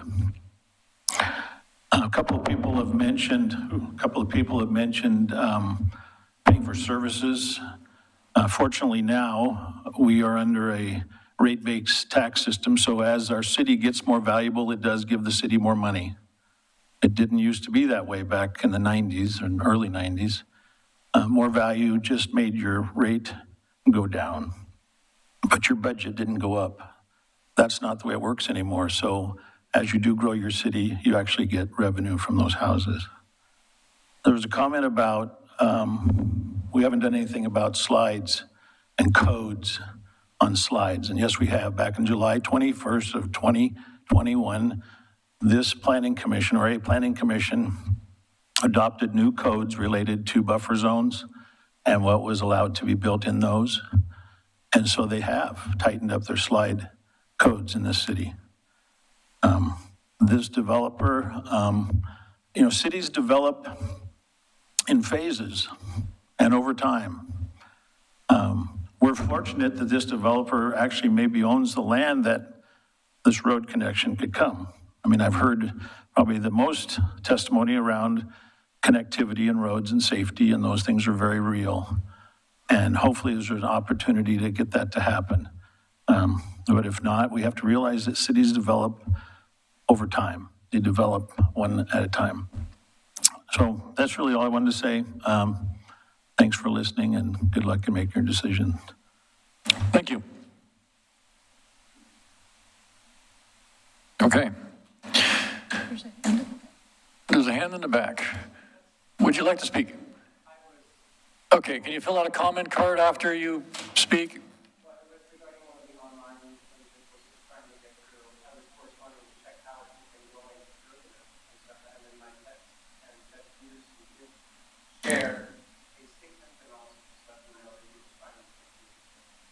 Okay, so if we can just know who you're speaking for, would that work? Yes, but it Should it sounds be like, present? Mr. Peterson is available to speak for himself if we can get him on. So that would be my suggestion first. Was he the person having a problem not being heard? Correct, yeah. Yeah, okay. So since we can't hear him, this gentleman was going to read a statement. Well, he's back online. And so, Jed, do you want to try it again? Listen to Jed Peterson, can you hear me? Now we can hear you. Okay, thank you. I'm a resident of Oregon City. I didn't prepare anything specifically for this meeting because I thought we were going to have another one in 2 weeks, but I just wanted to point out how telling it is that the only public comment in support of the project comes from another developer who lives outside of Oregon City. And I think it's very telling that the only people who've spoken in support of this project do not reside in Oregon City. We heard initially at one meeting that we're going to look at it from a 10,000 foot view, and then a 20,000 foot view. I think tonight they said a 30,000 foot view. But at the same time, the developer is asking for very specific variances and accommodations that are the nitty gritty, and the details are what matter. And so why are we looking at it this 20,000 foot view and trying to come up with these very specific details to try to cram in as many houses as possible? It just doesn't make sense to us. And as the public, I feel like we're doing more than our share in trying to get this project to get details and answers when the developer's done a really poor job of supplying information, and it's been very challenging to follow. It's really hard as someone who's not involved in this project to try to go through the gross amount of information when it feels like some of it's misleading or inaccurate. At one point, they said that they couldn't move the park. I think that was at the last meeting, and this meeting they were told we can move the park. Now that we've looked at it, it doesn't feel like they're doing their due diligence. Thank you. Thank you. Okay. Last chance. Anyone else in the audience care to speak? Okay. All right. Are we going to do allow the applicant to do a rebuttal? Okay. So rebuttal will come at the next meeting, should it be continued. When we have a chance, when staff prepares our response to their revised application. Okay, but we're going to have an opportunity to ask the applicant questions now. Correct. Okay. All right. Do we want to have the applicant come back up? Okay, that would make the most sense.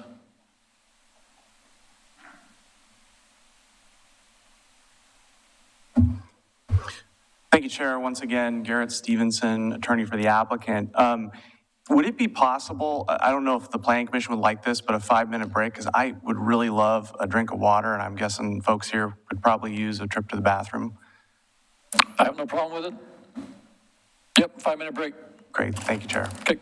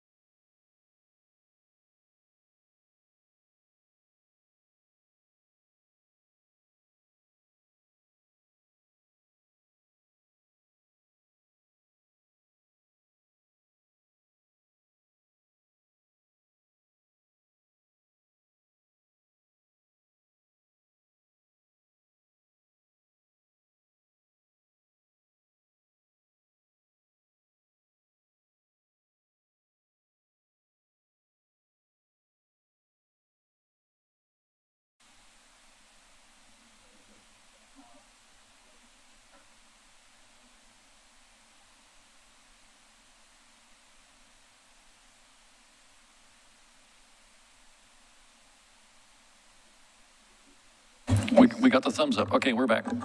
Okay, we're back from break. And where do we want to start? How about on my left? Commissioner Stoll. I have no questions. Okay, quick enough. Commissioner Gage. We have some later, but I'd like to hear what some of the others are first. See what's left afterwards? Okay. Commissioner Mitchell. Can we bring up the slides?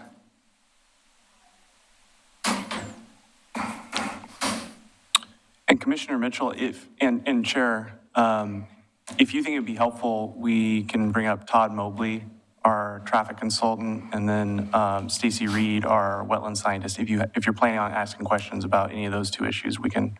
Wouldn't hurt to two more have them spots up. right there. Yeah, it'd probably be a good idea to have them up, just in case. Yeah, that I do question have a couple of traffic questions. Okay, perfect. Okay, have them on ready. Perfect. This is great. The more people we've got up here, the less I have to say. Misery loves company, right? So can we go to the next slide? No, I guess it's not that one. Oh, yeah, I'll ask a question while we're here on that.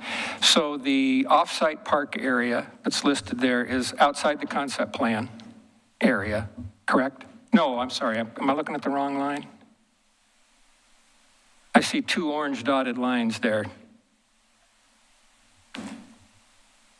So the off-site park total area, is that inside the Park Place concept plan boundary? The community park area that's inside the general development plan boundary that we're talking about tonight, the 92 acres, is the community park, and that's roughly 4.4 acres. The idea would be, based on the concept plan, that when a future phase on the other side comes in that's not part of this general development plan, that they would have additional parkland that would essentially made up with that. But did I capture that right, Chris? Maybe I understood your question differently. I mean, is it part of the Park Place concept plan area? Yes. And yes, it is. Okay, but it's not property that you control. It's not part of and this. I realize it's not part of this general development plan. Right, it's not part of the annexed property, it's not part of the application, right? Okay, thank you. Can we go to the next slide?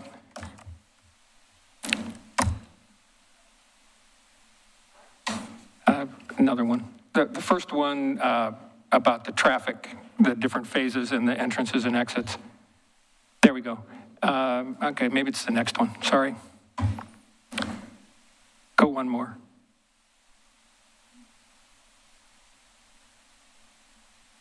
Oh, maybe it's one more. That one, perhaps? We were given slides that had traffic count numbers down in the corner where that legend is showing up. We had the slides in our packet had traffic count numbers on them. Correct, yeah. This is an abbreviated version because those tables were illegible. So they're in the packet, but they aren't shown here because you couldn't see them. Is EXH3, is that slide in your presentation?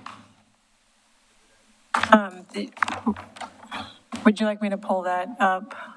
Yeah. Okay. All right. Hold on a second. I'll try to ask one that isn't related to that while we wait. Yeah, just a general question on the portion of Holly Lane that is south of your general development plan area. There was an indication that that property was under control or under discussion. And I'm just curious what under discussion means, because that could mean you discussed it and got told no. Right. I think what we're looking for is, We have a slide that it's the concepts for the streets running south to Redland Road.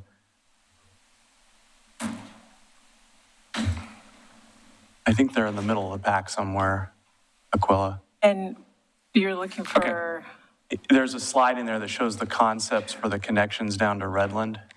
And I think that's what Commissioner Mitchell is asking about. No? That's the one right there. The next one, actually. Oh, sorry, the next one. Yeah, that area where it says under icon control or have had discussions regarding acquisition. So that would be a parcel. I'm sorry. Harlan Barrow, who is our development manager, is here tonight, and he could give you more information on that. I think what that means is it's a parcel by parcel issue. And so if you look at that graphic, you're going over a number of parcels. It's not just one parcel. Right.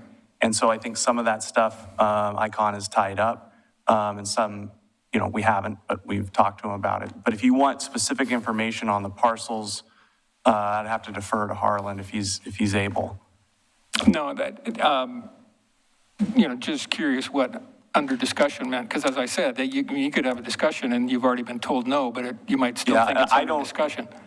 I don't know off the top of my head which ones are thumbs up and which ones are thumbs down, or if we haven't gotten a response on any of them. But I do know it would be a kind of a parcel by parcel issue. Okay.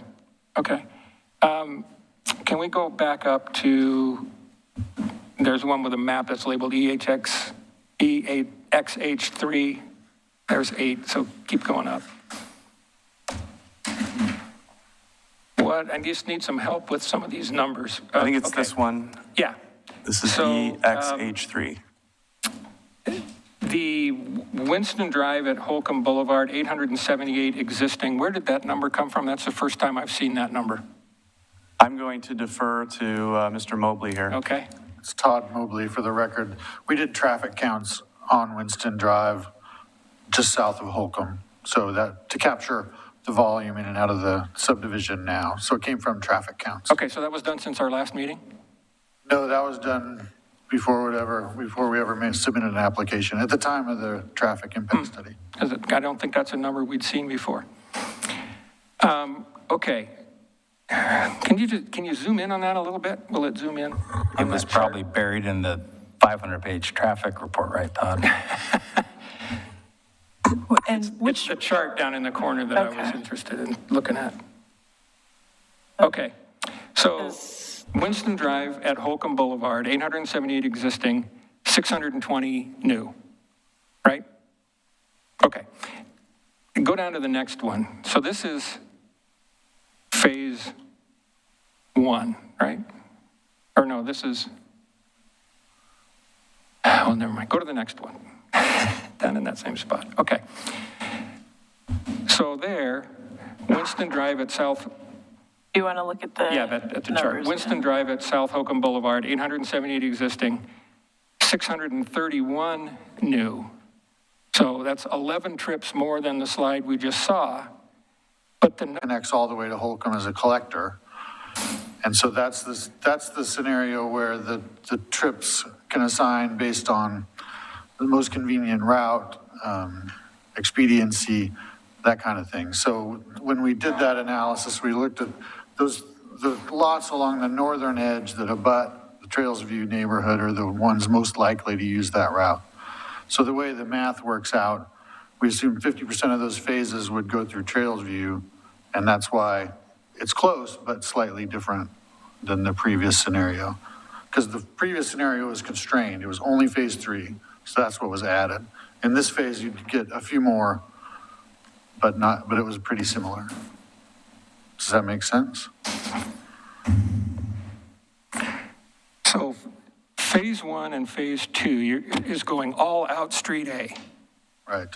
And then phase 3 is when you're assuming half of phase 3 goes through Trailview? Well, first was the scenario where we sort of isolate phase 3, the alternate, right? Uh-huh.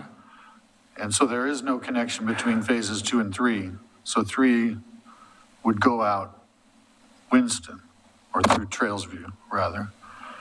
And that's shown on Exhibit 3, to be clear. Okay, so then here, some of the ones in phase 3 are going to go out the other way once that's opened up. Are going to go out Street A once it's opened up. That's what the assumption is, because they'd find that to be the easiest way to get out. Correct. Okay. Correct. Yeah. Okay, that helps. Thank you.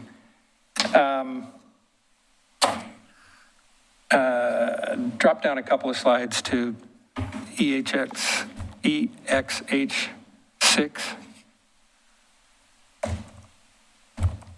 And slide over to the so I can see the left side a little more. So I just want to make sure I'm reading that right. That at the corner of tax lot 314, to the edge of the sidewalk, there's 10 feet. Am I reading that right? Yes. Okay. And the sidewalks and the bike lane and the travel lanes are the same width there as they are in the non-pinch point areas? That's correct. Okay. One more slide down.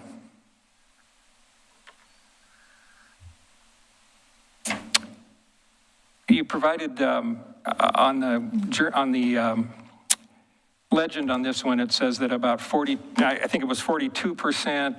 44% of the houses are served by alleys, 42 or 44% are not, as shown here. My question is, what about the lots that are shown in white that are not purple or blue? Yeah, there it is, 42% topo constrained, which would mean a driveway, right? Yeah, so the lots that are not colored in by purple or blue are not identified as having topo constraints, and they're not alley access as shown. So they'd be driveways? That's what's currently shown, yes. Okay. So. And Commissioner Mitchell, one thing I do want to note is that when we talk about whether things are alley loaded or not, that's something that I think could be refined at the detailed development plan phase.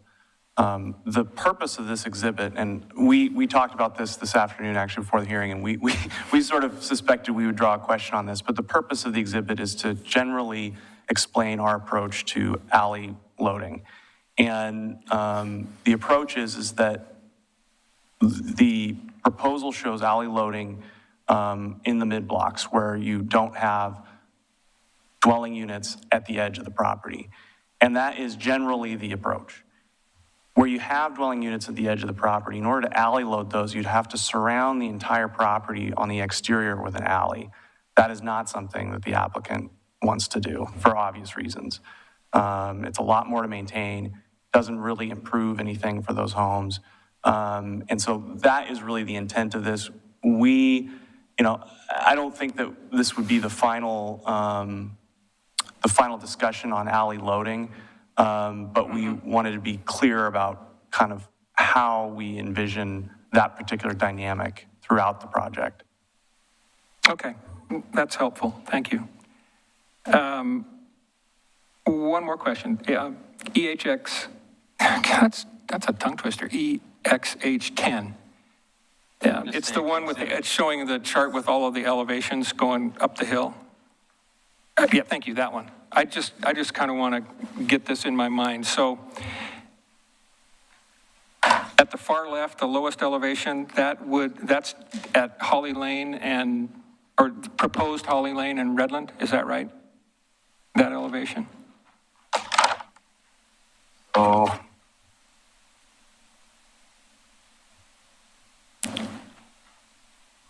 So Holly Lane and Livesay is the high point on the right-hand side, and so Holly Lane and Redmond is the low point. Yes. Okay, so the high point on the right, that was my next question, is Holly Lane at Livesay. Right, you can see the stationing basically identifies that. So and the topography. So if you look at the right-hand column or row or whichever it says, you can see the existing and finished grade being somewhere between 225 and 230. And so if you look at the map, the plan view, you can see it's around 225 and 230 at Livesay and Holly. And so in the opposite, you can see that it's about 75 or 70 feet of elevation at Holly and Redland. Okay.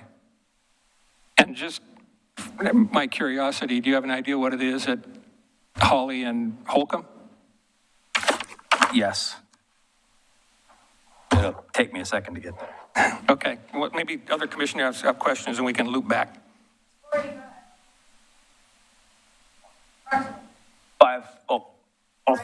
Oh, thank you. Yeah, it's about 500. Yeah, 500 feet. Okay. That's a lot of elevation change. It's what it is. Okay, that's all my questions right now, thanks. What was 500? 500 what? Top to the bottom? Elevation. There's a 500-foot elevation change? Oh, that's No. the elevation at Holcomb. Right, okay. You go from 500 to about 235 from Holcomb to Livesay. Okay, Commissioner Staggs. Yeah, I've got a couple questions. Okay, shoot.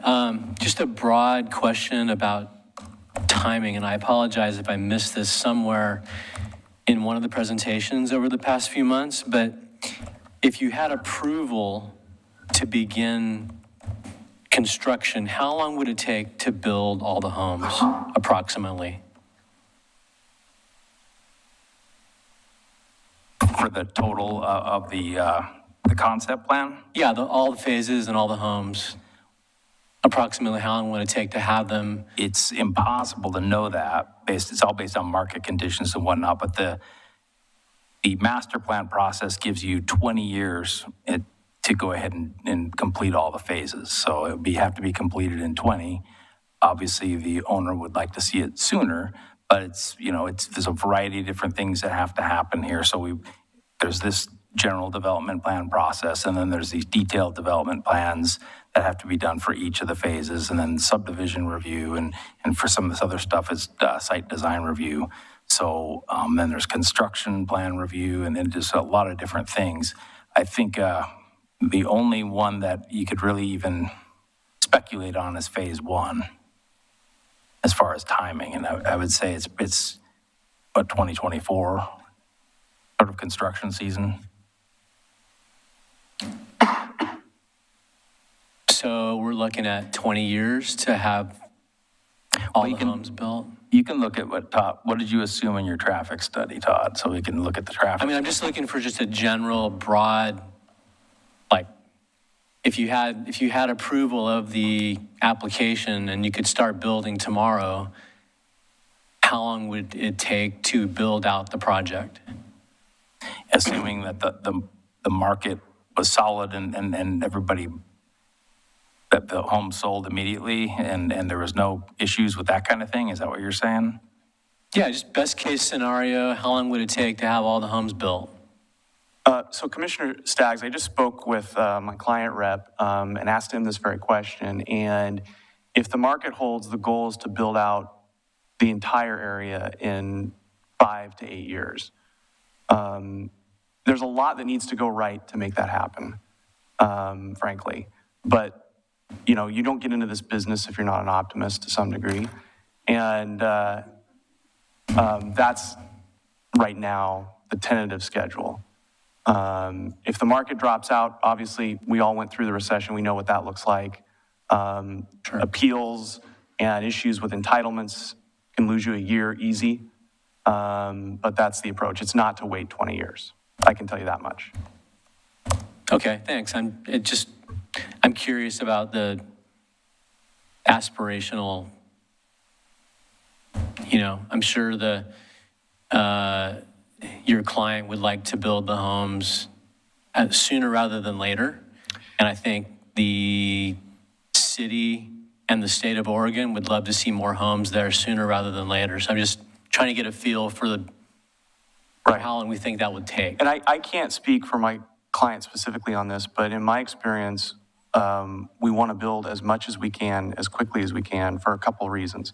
Number one is financing doesn't last forever. Number two, it's very expensive to stage construction. So the more you can get in a given time period, the better.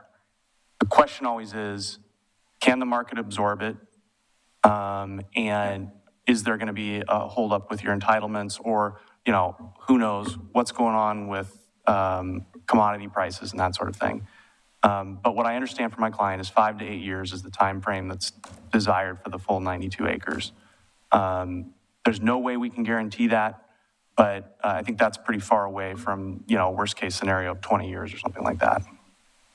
I saw somewhere in the paperwork that we've been inundated with that figure of 2030 was their desired outside time limit. So 20 years. Yeah, and that's consistent with what Harlan just told me. And this application formally began about 20 years ago, is that right? Oh, this one? This particular, no, that, I think 20 years ago is when they started working on the concept plan. Right. And the concept plan lives in the city's governing documents, but that's what you have in front of you is the general development plan that is intended to implement that concept plan. That makes sense? Yeah. Yeah, I understand the concept plan started about 20 years ago, plus or minus, right? And then this is the formalization of, this is the formal application to actually implement part of that concept plan. Exactly. And it's like any other city planning process. If you look at the plans, if you want to use City of Portland as an example, it typically takes 10 to 20 years for the aspirational plans that they put together to actually get built. And this is, that time frame is, I don't want to say it's long or it's short. It is what it is, and it's not unusual in a planning horizon to have it take that long because you have to wait for the market to demand that. In this case, I think the city got, frankly, pretty far ahead of where the market was 20 years ago, and it's an expensive piece of property to develop. That's another issue. But I think that, in a perfect world, the more streamlined the process is, the quicker we can get through it, the more we can build, and the quicker we can build. But I think that ultimately, the question really is, do we meet the approval criteria? And I think we do. And I do think that this is frankly, when you look at that concept plan, what you're seeing are very, very rough images of what they think can be built out there. And I think what we've actually done is made the plan, or at least the proposed options, as close as are practical to meet what that plan calls for. The tricky thing here is the grade, right? Is the elevation change. And when they did the concept plan, they were not doing the level of work that the applicant is doing. What you're seeing is that concept plan being fed through the reality machine of what can you build, what can you engineer, what do you own, right? Because you can't develop property you don't own. And what does that look like in a three-dimensional world instead of a two-dimensional world? Mm-hmm. And I don't know if that really gets at your question, but the question always is in these types of things, why does the concept plan map look like this, and why does your plan map look like that? Right. And I know in working with my client, that's really, frankly, that's why, is you have to be able to build something that can be engineered safely, and that can make financial sense. I think being able to explain that to everybody in the room is important for everyone to understand what you just said, actually, is that the concept plan was not looking at the in-depth realities of the actual site and the topography and all the things that go into making something like this a reality. So I think it's important for the general public to have a very clear understanding of that and illustrate that. And I don't want to throw shade on the concept plan at all. I presume that the drafters of that were aware in a general sense of what the topography is. The question that you got is, how do we actually develop with that topography? And that is not something that the concept plan went into any detail about. And properly so, right? It's a concept plan. Right. Thanks a lot. Appreciate it. Okay. Commissioner LaSalle. Well, as usual, I have.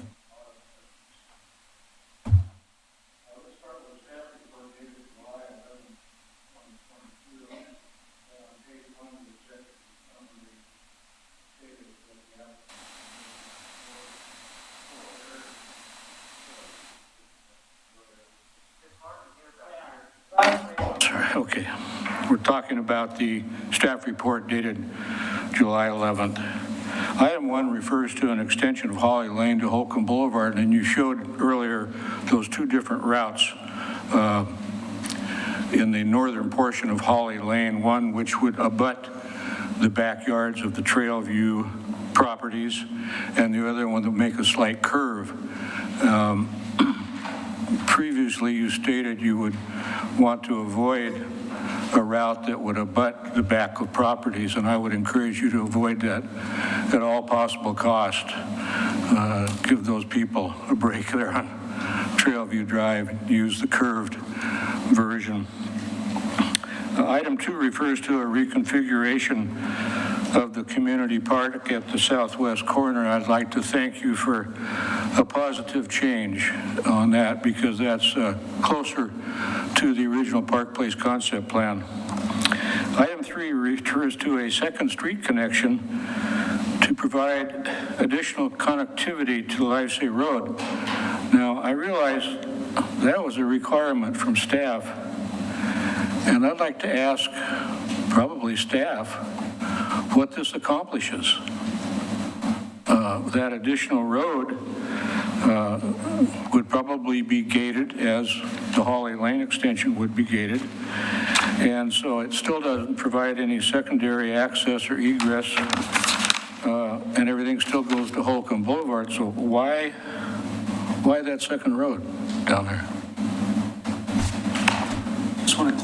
Just want to clarify which road, and we should throw it up on our graphic. You've got the Holly Lane extension connecting to Livesay, and then to the left of that, you've got that new road that connects to Livesay from the new development. Short little road there.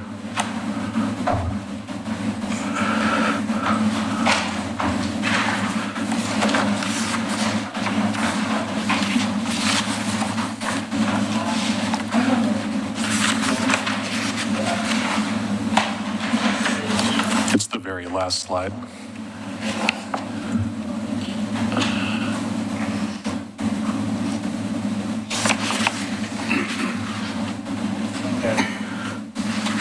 So what they're showing here is the perimeter road that goes to the east of the realigned park, which I think is showing better connectivity for the park and adhering to the block length standards that we have for local streets. So it's refining it more, and this also allows the neighborhood commercial section to front on Livesey, but it needs street connectivity off of a local road rather than a major road, and so I think that's part of the reason. Todd, do you want to speak to that a little bit, or Chris? Mm-hmm. Well, before I turn it over to talk about the road itself, yeah.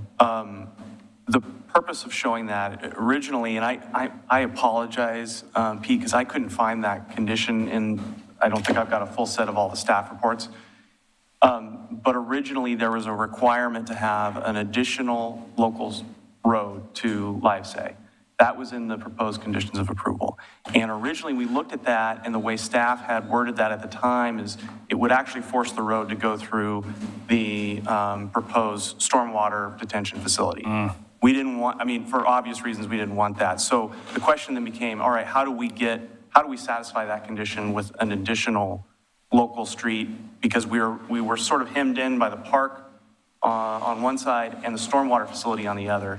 And so, Commissioner LaSalle, I'm glad you like the proposed revision to the park, because it's really the best way not only to address your concerns about the original location of the park, but it's also the best way for us to figure out a way to satisfy that condition. So what happened with the stormwater facility on this?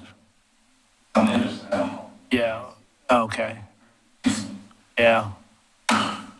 Okay, well, I can't understand why that other street is required, but that's here or there. If you wouldn't mind, Commissioner LaSalle, one more reason that we support this connection. One was what Pete mentioned about the connectivity of local roads, but we wanted to get street frontage along the park to kind of open it up to the community. And the previous layout had mostly homes backing up to the park, so this way it gets more public access to the park. Oh, okay, well, that's helpful, that makes sense, thank you.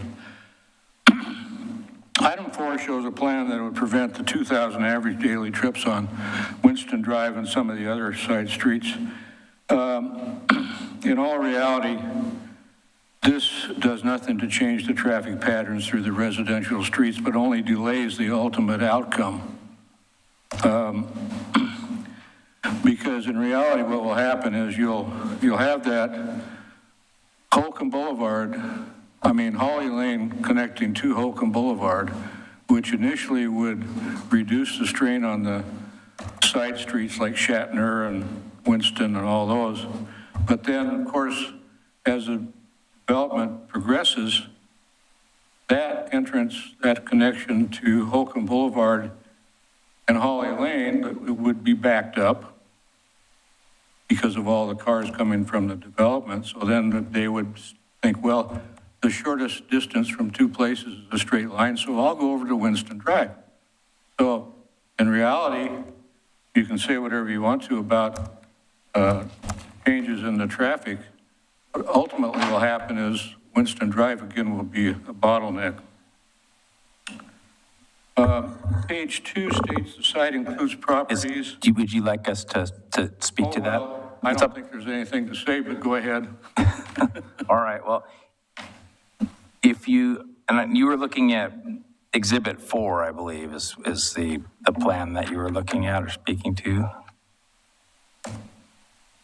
Because Exhibit 3 and Exhibit 4 are the ones that deal with Phase 3 and connections to the Trailview neighborhood. So, and I'll let Todd fill in any gaps here, but if you look at Exhibit 3, this is there's two different options that we provided for you to consider. And Exhibit 3 has no connectivity to Trailview other than Phase 3 itself until such a time in the future when an additional, whenever the city deems it appropriate, essentially, to open that. So only those 59 lots in Phase 3 would go through the Trailview neighborhood, given this alternate.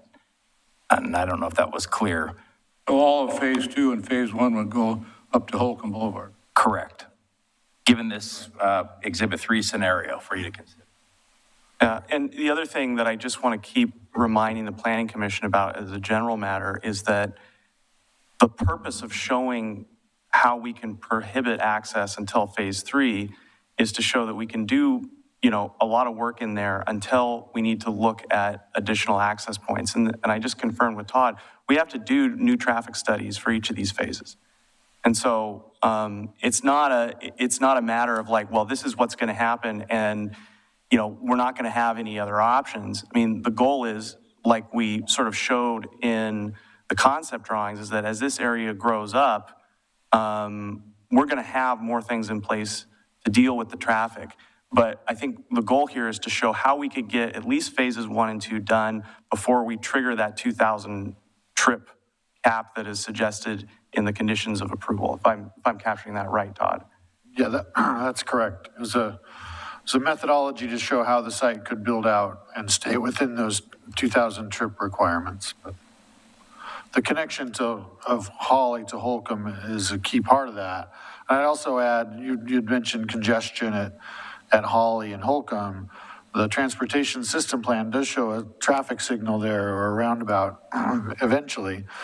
We build out of this site doesn't trigger that, but as the whole concept plan area continues to build, there are capacity improvements in place to make sure that intersection operates acceptably. So as each phase of development re-examines the transportation system, those plans are in place to make sure the congestion there is reasonable and doesn't cause traffic to divert through the neighborhood. But there's nothing in your proposals that would show that you'd be building that roundabout? That's correct. It wouldn't be necessary with the level of development considered in this application. It would in the future, though, as the rest of the plan area builds. see here, page 2, it states the site includes properties zoned medium-density residential, low-density residential, and neighborhood commercial. But no matter how you try to put it, the proposal still reduces many of the lots to 1,800 square feet. The Park Place concept plan minimum zone is R5, and this represents from R5 down to 1,800 square feet represents a reduction of 65%. No matter how you say it, mathematics don't lie. So you're asking for a reduction of from R5 to high density. It does violate the Park Place concept plan criteria. There's a couple of things. The first is that the master plan approval criteria requires that the application include attached, I don't remember the exact percentage, but you can't have only one type of housing. You can't just have straight single-family detached. You have to have, I think it's a minimum of, was it 40%? Glenn, do you? 25%. You can't have more than 75% of any one particular. Right.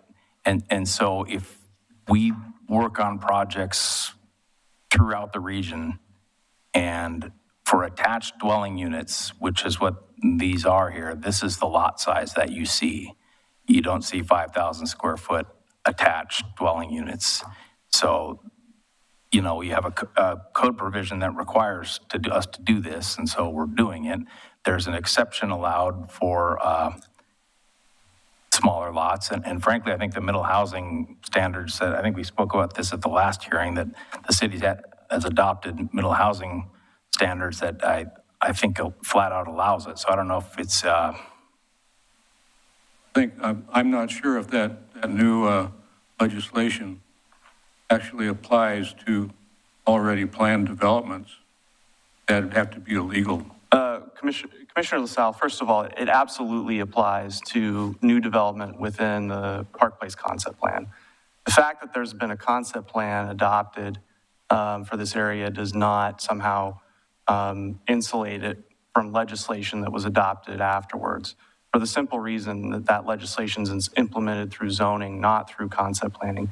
But the other thing, I have to push back on one point you made, and you said that there's a certain amount of low density, low to medium density in particular zones that's required. And I don't see that in, and I've looked at this since our last discussion, Commissioner LaSalle, and I've never seen that as an absolute requirement. I mean, what I see as the requirement is that you have a certain number of types of housing, okay?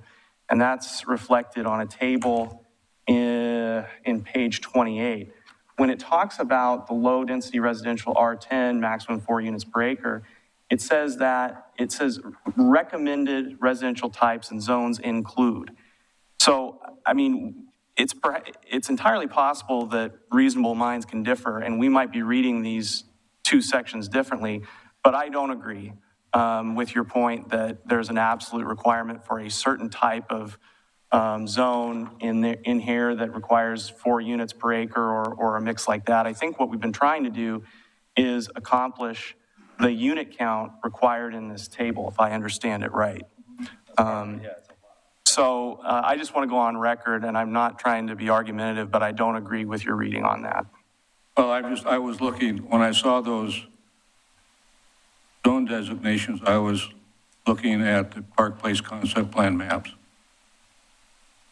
That's fair enough, but I'm looking at the concept plan language, and there's disclaimers all over this that the map is for, and I'll just read one off right here. The map is for concept planning purposes only. Specific locations of natural resource boundaries, open space parks, land uses, roads, trails, infrastructure, and related improvements may change and be subject to on-site verification design at the time of development. So, you know, all of this is to say is that we're doing our best to meet the dwelling unit density goals of the Park Place concept plan. And we're only a portion of that concept plan. So we're only meeting we're only able to meet a certain number of those units. But the general guidepost is a table on this page 28 that actually identifies the number of units and the types of units that are being requested. So, you know, I'm going to probably maintain on behalf of the applicant that, you know, to the extent that there is something binding here, I think it's clear in the language of the concept plan, it's not the blotches of color on the map, although we're trying to make sure that we meet that as closely as we can, but it's, you know, the aspirational unit counts. And I think that we've got a pretty good analysis in our application, don't we, Chris, about how we meet those unit counts. Commissioner LaSalle, thank you. Can I, since we're talking about density, do you mind if I throw something in here? About this? Go ahead. Okay, all right. Yeah, density is something I've been thinking about too, and trying to figure out how we got to there. I understand there was a certain number of units that were supposed to go into the whole concept plan. And then they took about, you know, this portion of it, and then, you know, used some math and figured out, well, if we use so many acres out of the total number of acres, we end up with the requirement of 477 or 476. Is that roughly how we got that number? Yeah, and I'm actually going to defer to Chris on the specific unit count, and he's actually, I think he's he's trying to pull that up right now. Okay, because the point I was making is about an interpretation of the language of the concept plan. Sure. But yeah, just speaking from memory, and I'll stall while Chris is looking for this. Okay. But speaking from memory, there was when they did the concept plan, they assumed a unit count based on the existing and potential zoning, and that was for the whole area. So if you're going to come in and necessarily, you know, it is not feasible right now to do a GDP for the entire area, simply because the ownership isn't unified. Mm-hmm. So we've got 92 acres, and we're coming forward with a 92-acre GDP, which is also the area that was annexed. I think that the way, in simple terms, and I know it's more complicated than this, and I'm going to butcher it, but the way that we looked at the unit count is we looked at what types of units were originally planned for this North Village area, or the section of the North Village that we've got. And how does that compare to the total square footage, or excuse me, the total acreage of the area? And you can start to assign a density per acre for development within the North, you know, the North Village. And so I think I was not involved in the drafting of that particular mathematical equation, but I know that the applicants worked with staff on figuring out exactly what that needs to look like based on the proportion of the concept plan area that we are proposing to develop. Yeah, I think one of the things that happened was there wasn't as much buildable land as expected. And so the buildable that's always the area case. shrunk. Right. Right. That's always the case. And so all the density has now been squished into a smaller space. And so the numbers I've come up with is, per the documents that I've read and I've tried to keep up with, it's extremely confusing. So if my math is wrong, I understand. But I see that it's 14 properties, 91.7 acres. If you take away the acreage for parks and stormwater retention, you end up with 74. I think I read that. I'm listening. I'm trying to follow you. And then you have to take away 24% for infrastructure to come up with your buildable land. And that ends up being 56.24 actual acres. So with the Title 11 state required density, how many units are you required to build in 56.24 acres? And I believe it's roughly 373. But like I said, I could be wrong, but I know it's not 476. It's less. And we're not saying that's the minimum. So I think. So it could be less, and we'd still fit. State would be happy. We wouldn't be having issues with. So Metro Title 11 is what you're referring to? Yes. And I want to make a distinction here. Metro Title 11 is not the concept plan. The concept plan has its own aspirations for unit count. Right. And those don't necessarily match up with Title 11. Title 11, and I don't know whether or not that's even implemented in the city's development code. It's optional for the most part, but it is not a directly applicable criterion that we're working off of. We're working off of the concept plan unit counts. And I want to be totally upfront. Our proposal is not to develop this with the fewest number of units possible. Okay. I just want to make sure that there's no impression that that's what we're trying to do, because we're not. So it could be less and it would still be legal. I don't know if it could be less and still meet the design goals of the concept plan. I'll let Chris. Well, the concept plan also had density, like, low to medium, and it's not fitting in there. It would fit into that part of the concept plan better if there were fewer units. We have density calculations based on the development code requirements on page. What's the minimum requirement? And I don't know if this is exactly how staff lined up with it, and maybe Aquila or Pete can say, because I think Kelly had a memo in her at the last hearing, but I have that the maximum based on the zones that are in place is 500 dwelling units, or 509, excuse me. Yeah, I saw it. It could be higher. Yeah, so it could be higher, and the minimum I have is 320, so it could be higher, it could be lower, we're somewhere in the middle. Okay, all right. Pete, do you have what Kelly had? I think it was close, I don't know. I'll just read the first paragraph of her density memo, which I believe was in the packet. Yeah. Got it? Okay. This is something that we're still analyzing, but there's the Metro Buildable Lands Analysis process, and when we adopted the concept plan, Metro had to sign off on the density that we adopted, knowing that we hadn't applied zones to any of the areas yet. And so those designations of low density and medium density and neighborhood commercial were assigned based on the concept plan at the time of annexation and zoning. And then, 476 units, which is approximately half of the total number of units in the entire North Village area. And they've proposed. Okay. Yeah. So.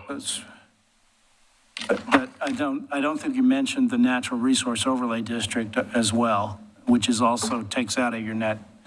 Yes, that's true. So there was a memo put together by the Planning Commission, or the Planning Division, to the Planning Commission dated May 16th, 2022. And one of the things it speaks to is density. And it says, I'm just going to quote what this is from the city staff, so it's not exactly the numbers that I had, but it says the applicant has proposed 477 total possible units, although it's possible that through middle housing provisions that are expected to be in place before development occurs, final development plans could legally include additional units beyond the proposed 477. The findings in the staff report established that at least 469 units are needed to fulfill the concept plan minimum densities. However, there's no obligation that the applicant go beyond that minimum. Oh. Okay. And that sort of takes it full circle from my understanding, which is that the GDP was developed based on the minimum density goals on for rough hand, you could call it a per capita basis, right? Per acre basis. And yes, we've adjusted around to account for areas that are unbuildable. But this is what I have been looking for, and it's consistent with what Kelly Reed and I talked about at one point. You've got a minimum based on that calculation for this area of 469 units. We're proposing, 477? Is that still correct? Yeah. Yeah. Yeah, I was just thinking that to keep the lot sizes a little more reasonable, future development could be higher density, like apartments or condominiums, where you can start stacking them, and then fix the density that you've lost in this part that could be added later, and it would still adhere to the concept plan's overall density goals. It's possible. I'm not saying that's what's going to happen, but there are ways to fix the loss of units down the road and still put all the housing units that were envisioned in the concept plan, later. It doesn't all have to fit in here now. Yeah, well, so I think that our understanding was that that we were required, based on this 92 acres, to produce, for lack of a better word, 469 units within that acreage. Okay, are they required to put that many units in there? I'll just stop right now if they're required to put that in there legally. So I'm not sure how to answer that because we're over here trying to analyze all of our density memos, but I think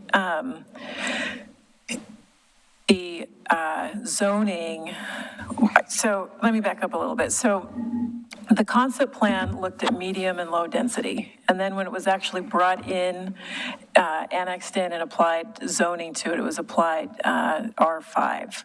And so there is, in R5, there's a lot more medium density and there's a very little low density than there was envisioned in the concept plan. There was also a thought that there would be further refinement of some of that zoning as these master plans came along, and then it could actually be a higher density. So that exact number of units, are they legally required to put that in? I don't know that I can answer that. I believe that they are meeting the minimums and that they're not exceeding the maximums. Ms. Richter? Anything you would like to Well, add? I think that what staff's position so far has been that the concept plan is high level and it's there is flexibility in it. And so I think, and what I would suggest is that with the discretion authorized by the GDP evaluation and the concept plan criteria, is that there is some flexibility.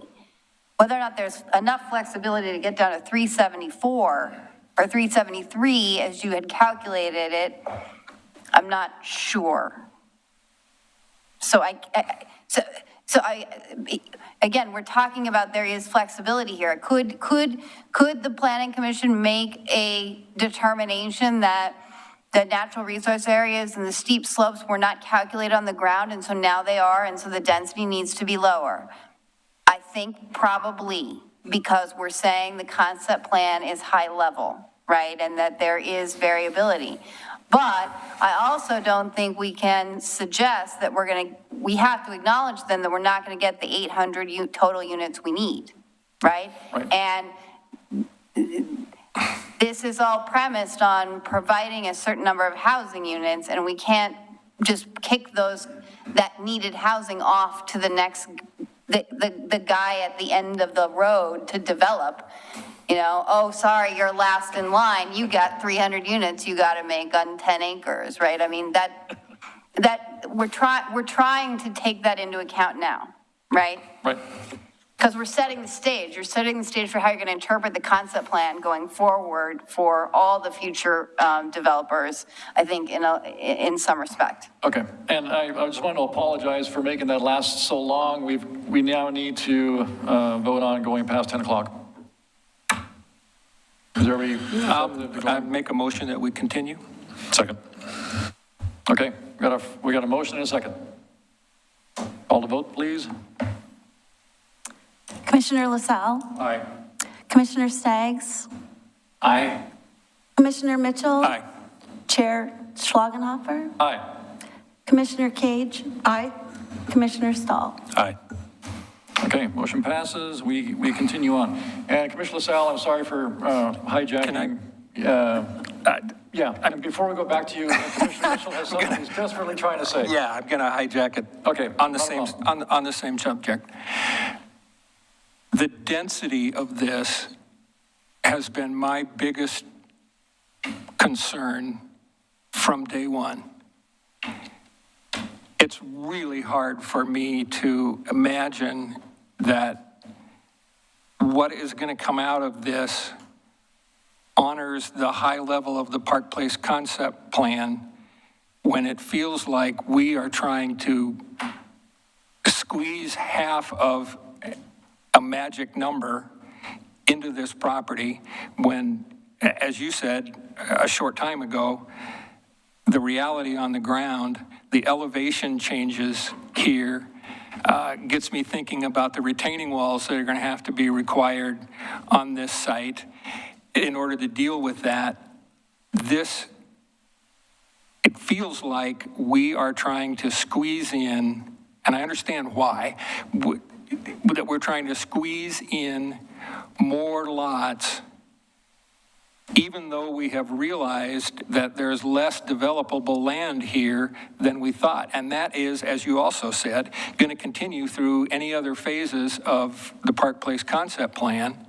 We're not going to find more. It's highly unlikely we find more developable land than we thought there was. There's going to be less. We're not going to be able to hit that number. And so I hate to see us do something here that, frankly, to my mind, is horrible planning.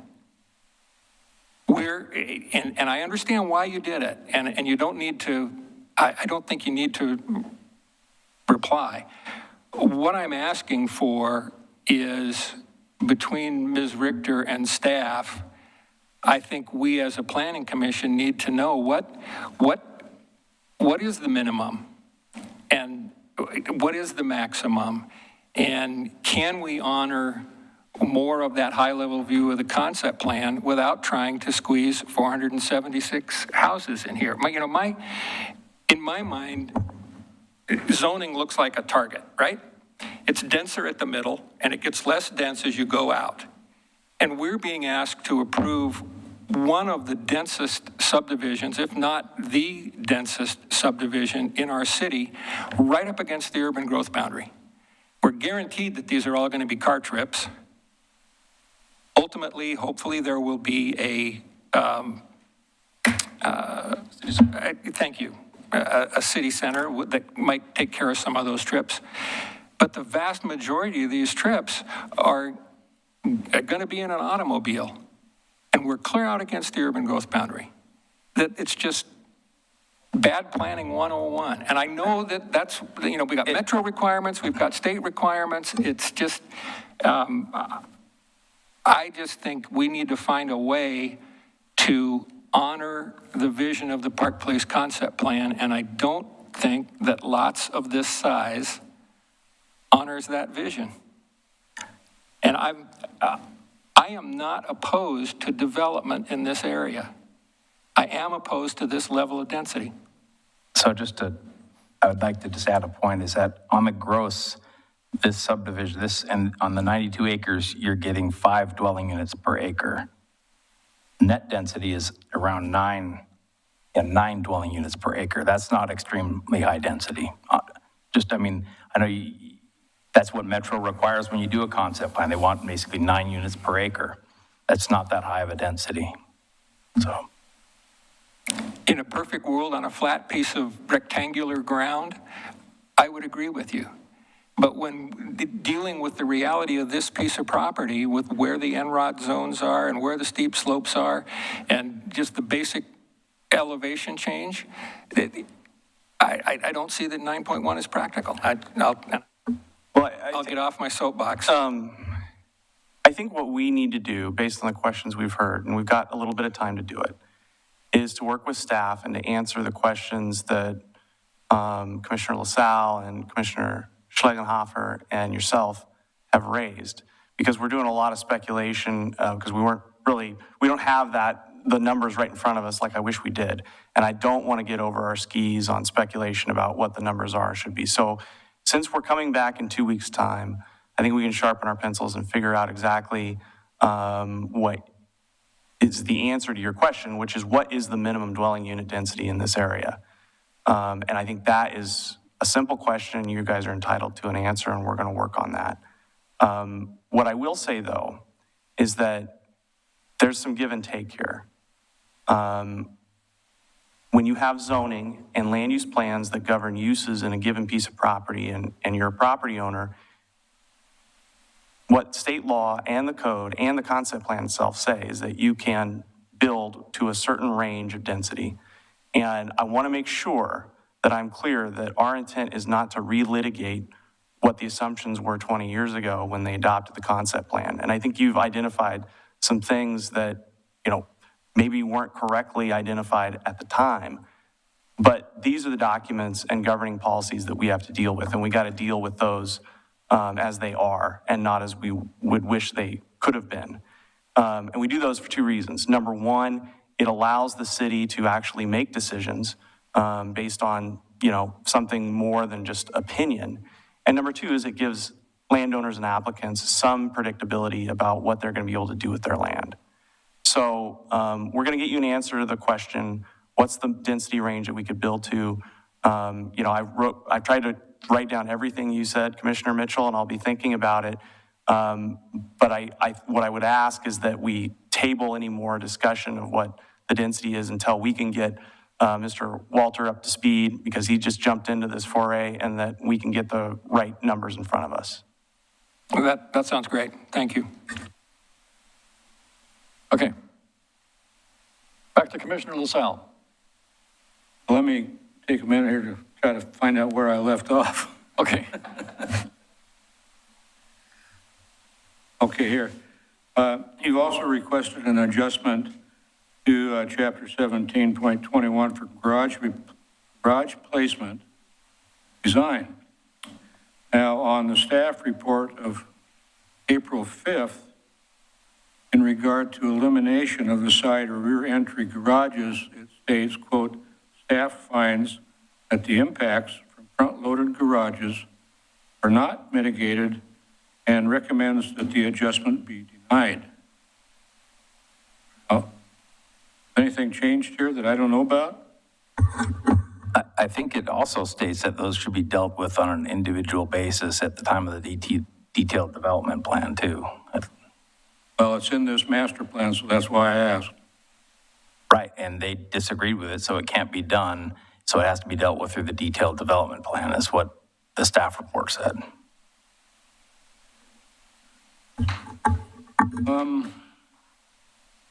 Let's go to the letter Mr. Stevenson dated June 29th, 2022. Exhibit 3. Can you bring these exhibits up as I mention them, because I'm referring to several of them? So I'm sorry, you're looking at a letter from the public comment? From Mr. Stevenson. Okay. I'll have to get several exhibits in there. Packet page.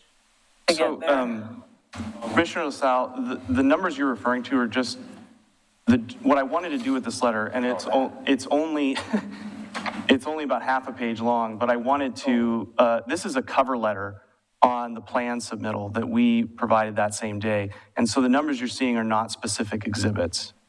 Oh, okay. Well, we brought up some exhibits before. Yeah, the exhibits we've been talking about are the exhibit numbers on the PowerPoint slides. Oh, okay. But I think where I might have been confusing is I should have used bullet points here, I think, at the end of the day, instead of numbers. But what I wanted to do, because I don't think it's helpful to just dump plans on the Planning Commission without giving them something to look for. And so the intent with the cover letter was to at a very high level, explain what the changes are in the plan set that you saw. But there's no other substance to the cover letter. Okay, well, let's just disregard that letter then when we go to the exhibits that were. If you have a plan sheet that you are looking at, if you tell us the number on that plan sheet, and usually it's the lower right-hand corner, that would help us. I don't have the copies of those, but, well, let's see. I do. Exhibit.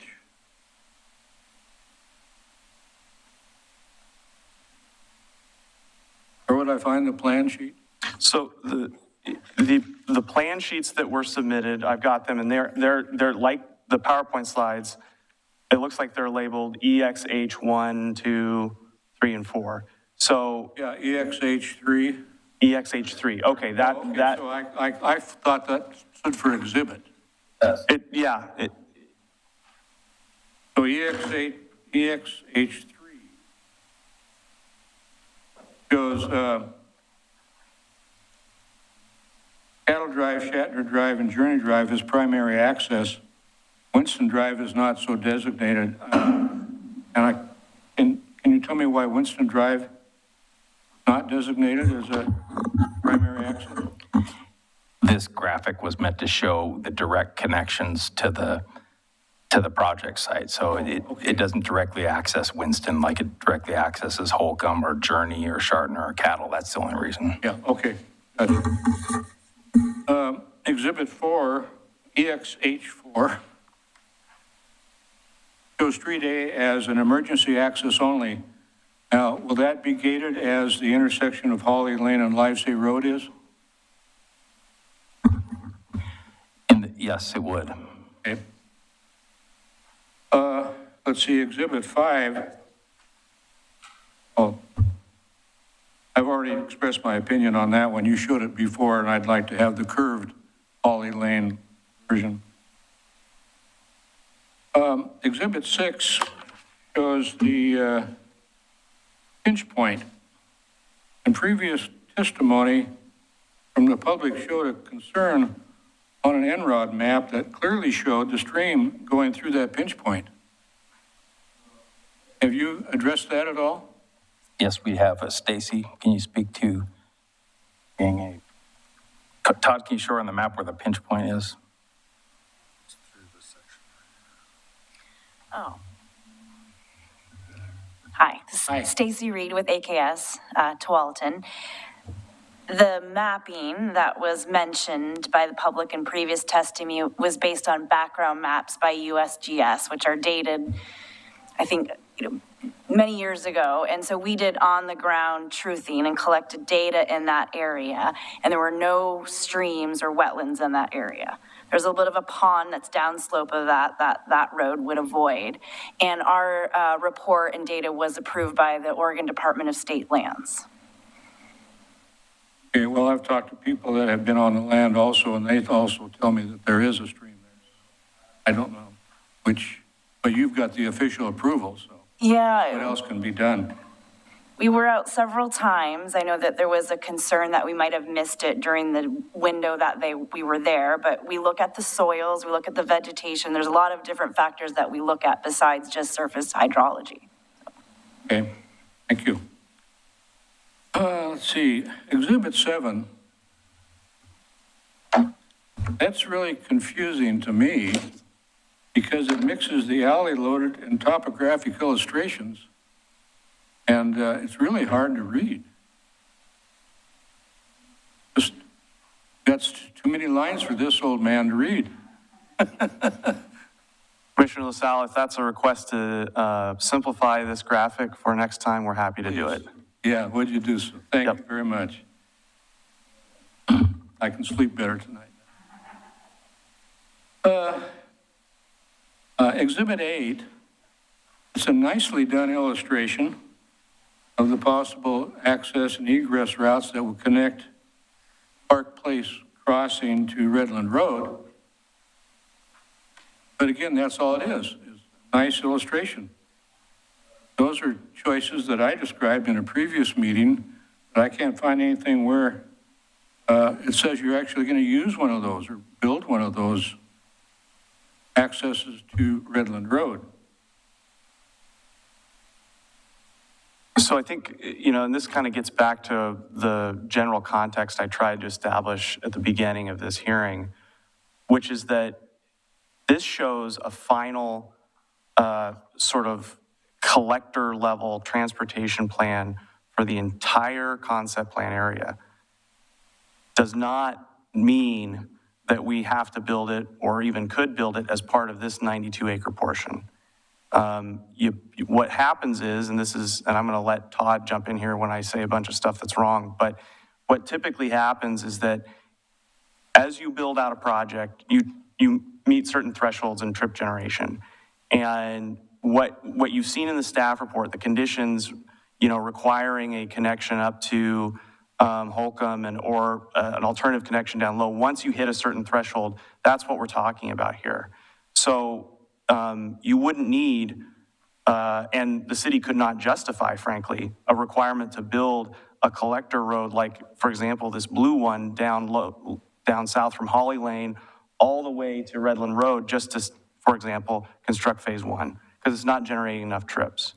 And so, again, the idea with the general development plan is to show you the arrangement of roads and the general arrangement of lots and land uses within this 92 acres.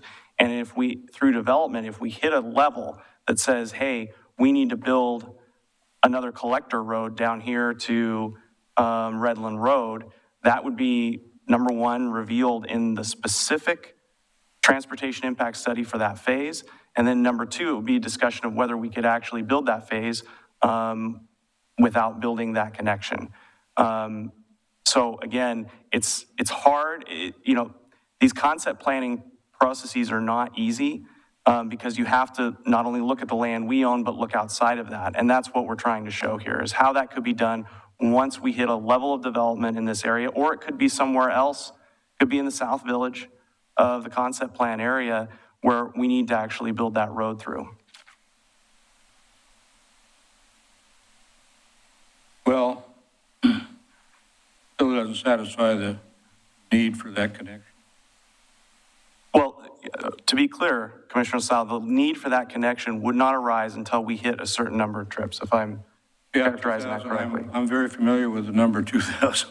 Yeah, what we're trying to do is show options that are available, because it is a general development plan, and we recognize we have these constraints, 2,000 ADT intersection capacities. So there are other things that we could use to avoid running up against those thresholds. So Holly to Holcomb is one, these connections to the south are others. So we're trying to just illustrate what it would take to get the site built out. And we recognize we'd have to employ more than just local street connections. Well, I'll refer back to way back when the property was first being requested to be annexed. Between that time and now, I think I've seen references from the applicants, at least 10 references to the need for the connection to Redland Road. So I can't get around that, I'm sorry.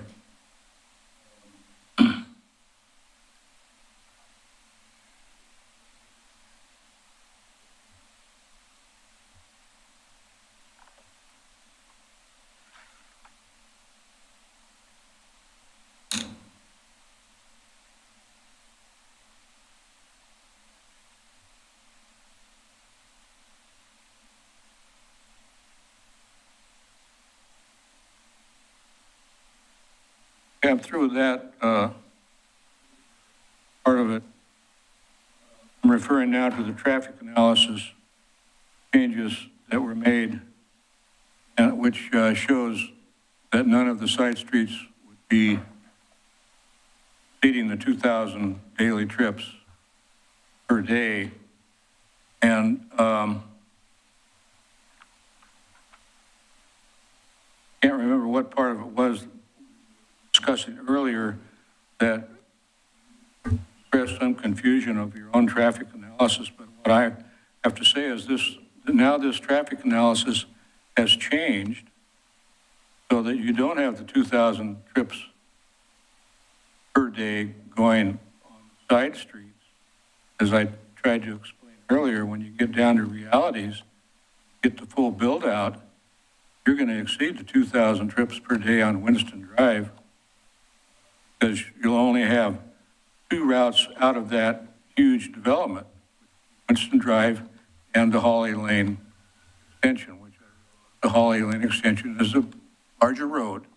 I can't remember what the exact designation is, but I still can't get over the feeling that there's going to be too much traffic going on those residential streets, and there's several references to the safety and livability amount of traffic that's going to be forced into those. Well, we'll have a more complete rebuttal for next time, but with regard to public comments and things, but our analysis does show, with Holly connecting to Holcomb as a collector, that Winston Drive would not be over 2,000 ADT, because Holly would carry enough trips that it would stay below that threshold. And that's reinforced by a planned condition of approval to provide traffic calming in the existing neighborhood, which would be to further encourage trips to use the collector system. With all due respect to the traffic analysis, they keep changing. I really don't know which one we need to follow, but. So, Commissioner LaSalle, Commissioner LaSalle, I'm sorry, if there's a specific question you have about the traffic analysis, we'd be happy to answer it, but I just want to make sure that we're not turning into deliberation right now, because my understanding is we're here to answer your questions. And I appreciate that, and I apologize if I overstepped where I should be at this point. There one here.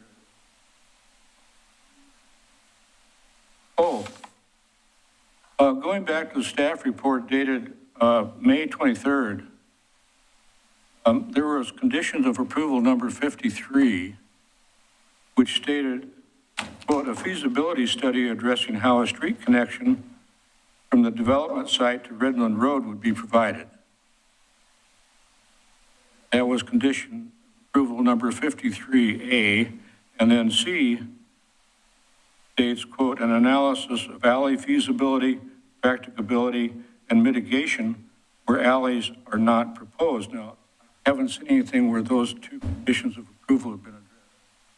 Well, you haven't approved the plan yet, Commissioner. Those are conditions of approval. And so if the Planning Commission approves the plan, those are requirements that we need to do as a follow-up.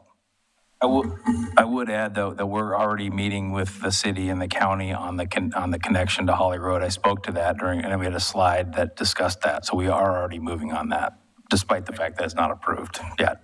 So. Sorry. That's all I have.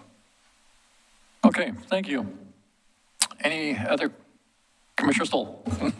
I came up with some as we went along. Perfect. Sometimes you just show up.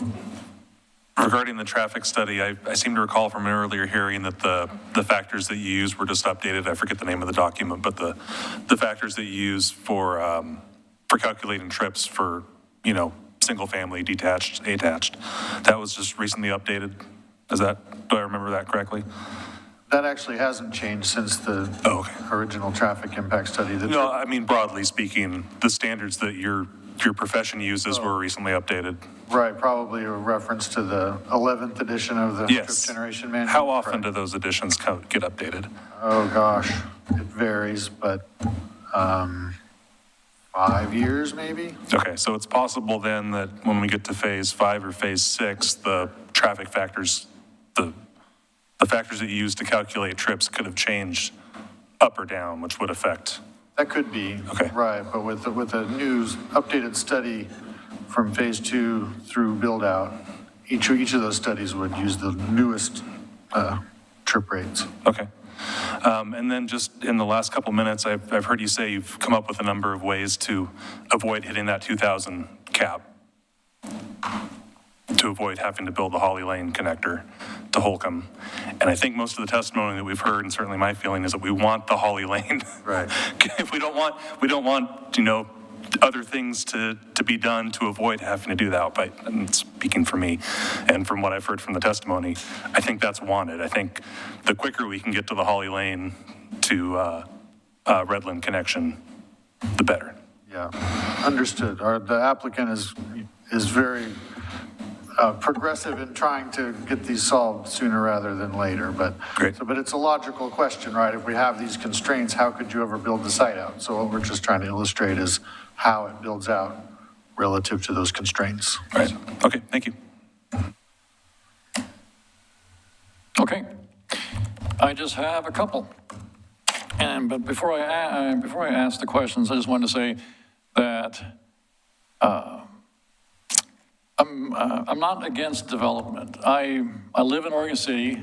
I live in a house, and it wasn't the first house. Before it was a house, it was a farm. So someone was unhappy that my house got built. Before it was a farm, it was a forest. So someone was unhappy that the forest got cut down. So we're all part of the problem. We're all part of the traffic problem. And we all feel like we were here already and we don't want anything else being built. But unfortunately, that's not how development goes. So my concerns are on behalf of the people. I know I may seem rude, but I'm just trying to do what's best for the city. But I know that development is going to eventually occur. One of the questions we had today was about if Holly Lane goes up against the back of that neighborhood behind Trailview, what about the height difference? What's going to keep headlights out of people's bedroom windows? Is there going to be some kind of retaining wall built?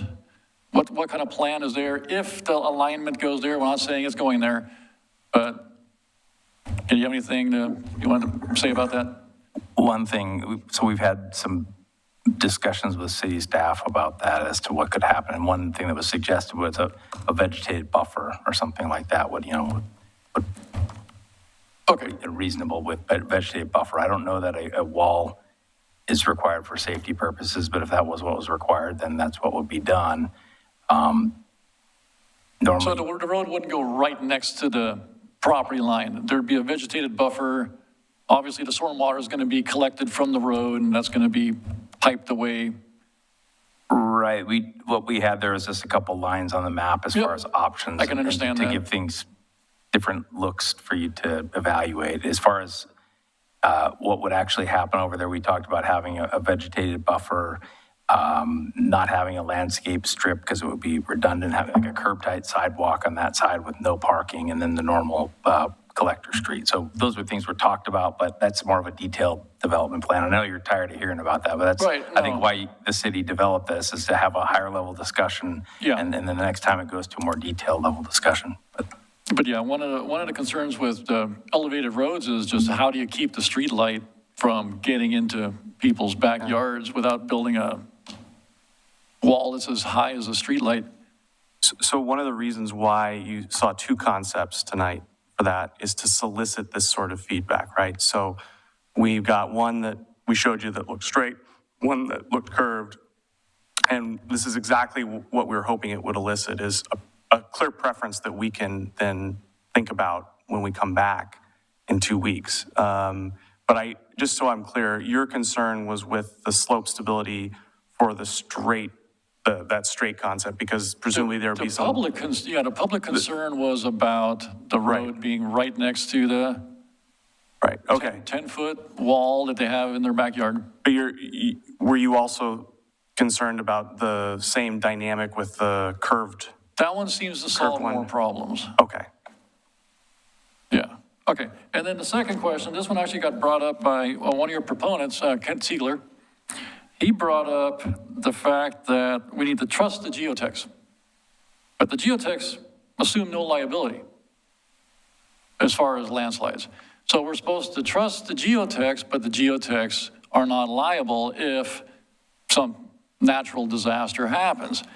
So if we trust them, and this is probably a stupid idea, but if we trust the geotech 100%, why wouldn't we back the geotech by saying, we'll assume liability of a landslide since we're 100% confident it won't happen? So in this case, we have a geotech report in the application. Right. And when the geologic hazard overlay applications are submitted, and we have finer grading plans and all those details, when that application goes in, the city has a consulting geotech that reviews that. So you have a professional reviewing a professional's work. I don't have any, I mean, you can speak to this liability question, but yes, that's the way we do these. No, I understand that's how it works. So if you're confident in their work, why not back it up? So you asked the same question on the 23rd, I remember, Chair Schlagenhofer.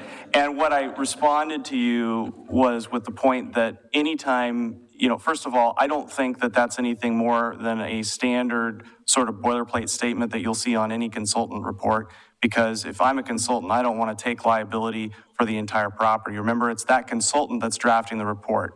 And no consultant is going to go out there and get hired on to do whatever, a a $10,000 job, a $5,000 job, and either miss something or not be given all the information, or there's something that could not be foreseen and suddenly be liable because of a geotech report. Your question is an important one, though, which is who's liable if there's a landslide? I think ultimately that's the nexus of your question. And the answer to that question is the landowner. The landowner is the one that's liable, okay? And I actually made a point during the public testimony to provide some information on this in our next written piece, but there's a bunch of old tort law, and that's a question of tort law. It's not a question of land use planning. Liability, it has nothing to do with the criteria for approval or anything like that, but your question I think is important, and I understood the question from the public to be the same one, which is who pays if there's a problem? And there's an answer to that. It's in tort law, and I'm gonna have to go double check because it's like hornbook law from law school, but my recollection of that particular tort doctrine is that it is the person who owns the property that the slide originates on. As a practical matter, I will say this. When you grade a site and you put roads over it and you put drainage in there, the likelihood of it sliding goes down dramatically from just an ordinary undeveloped parcel.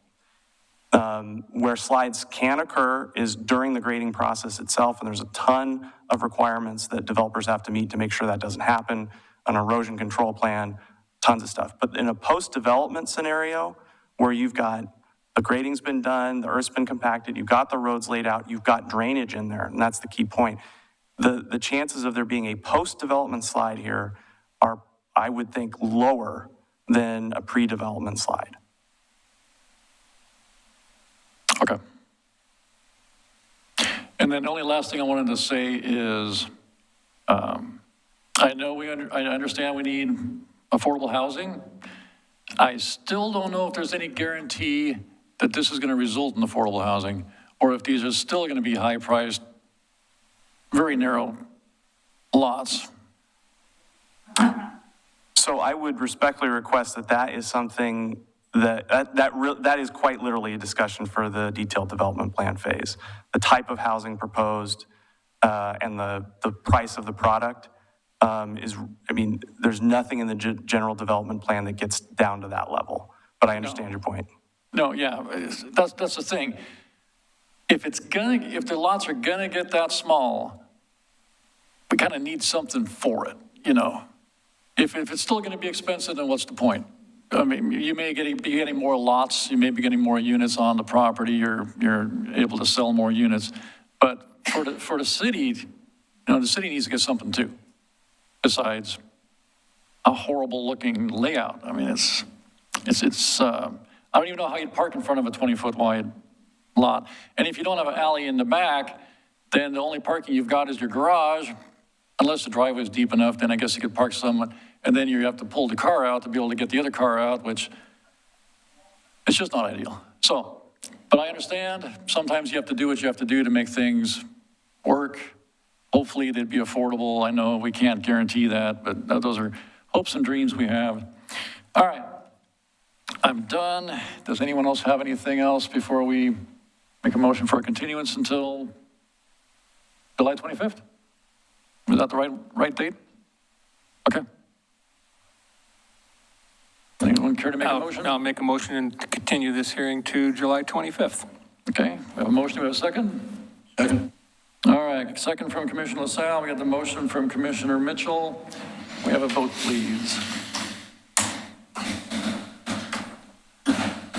Commissioner LaSalle? Yes. Commissioner Staggs? Aye.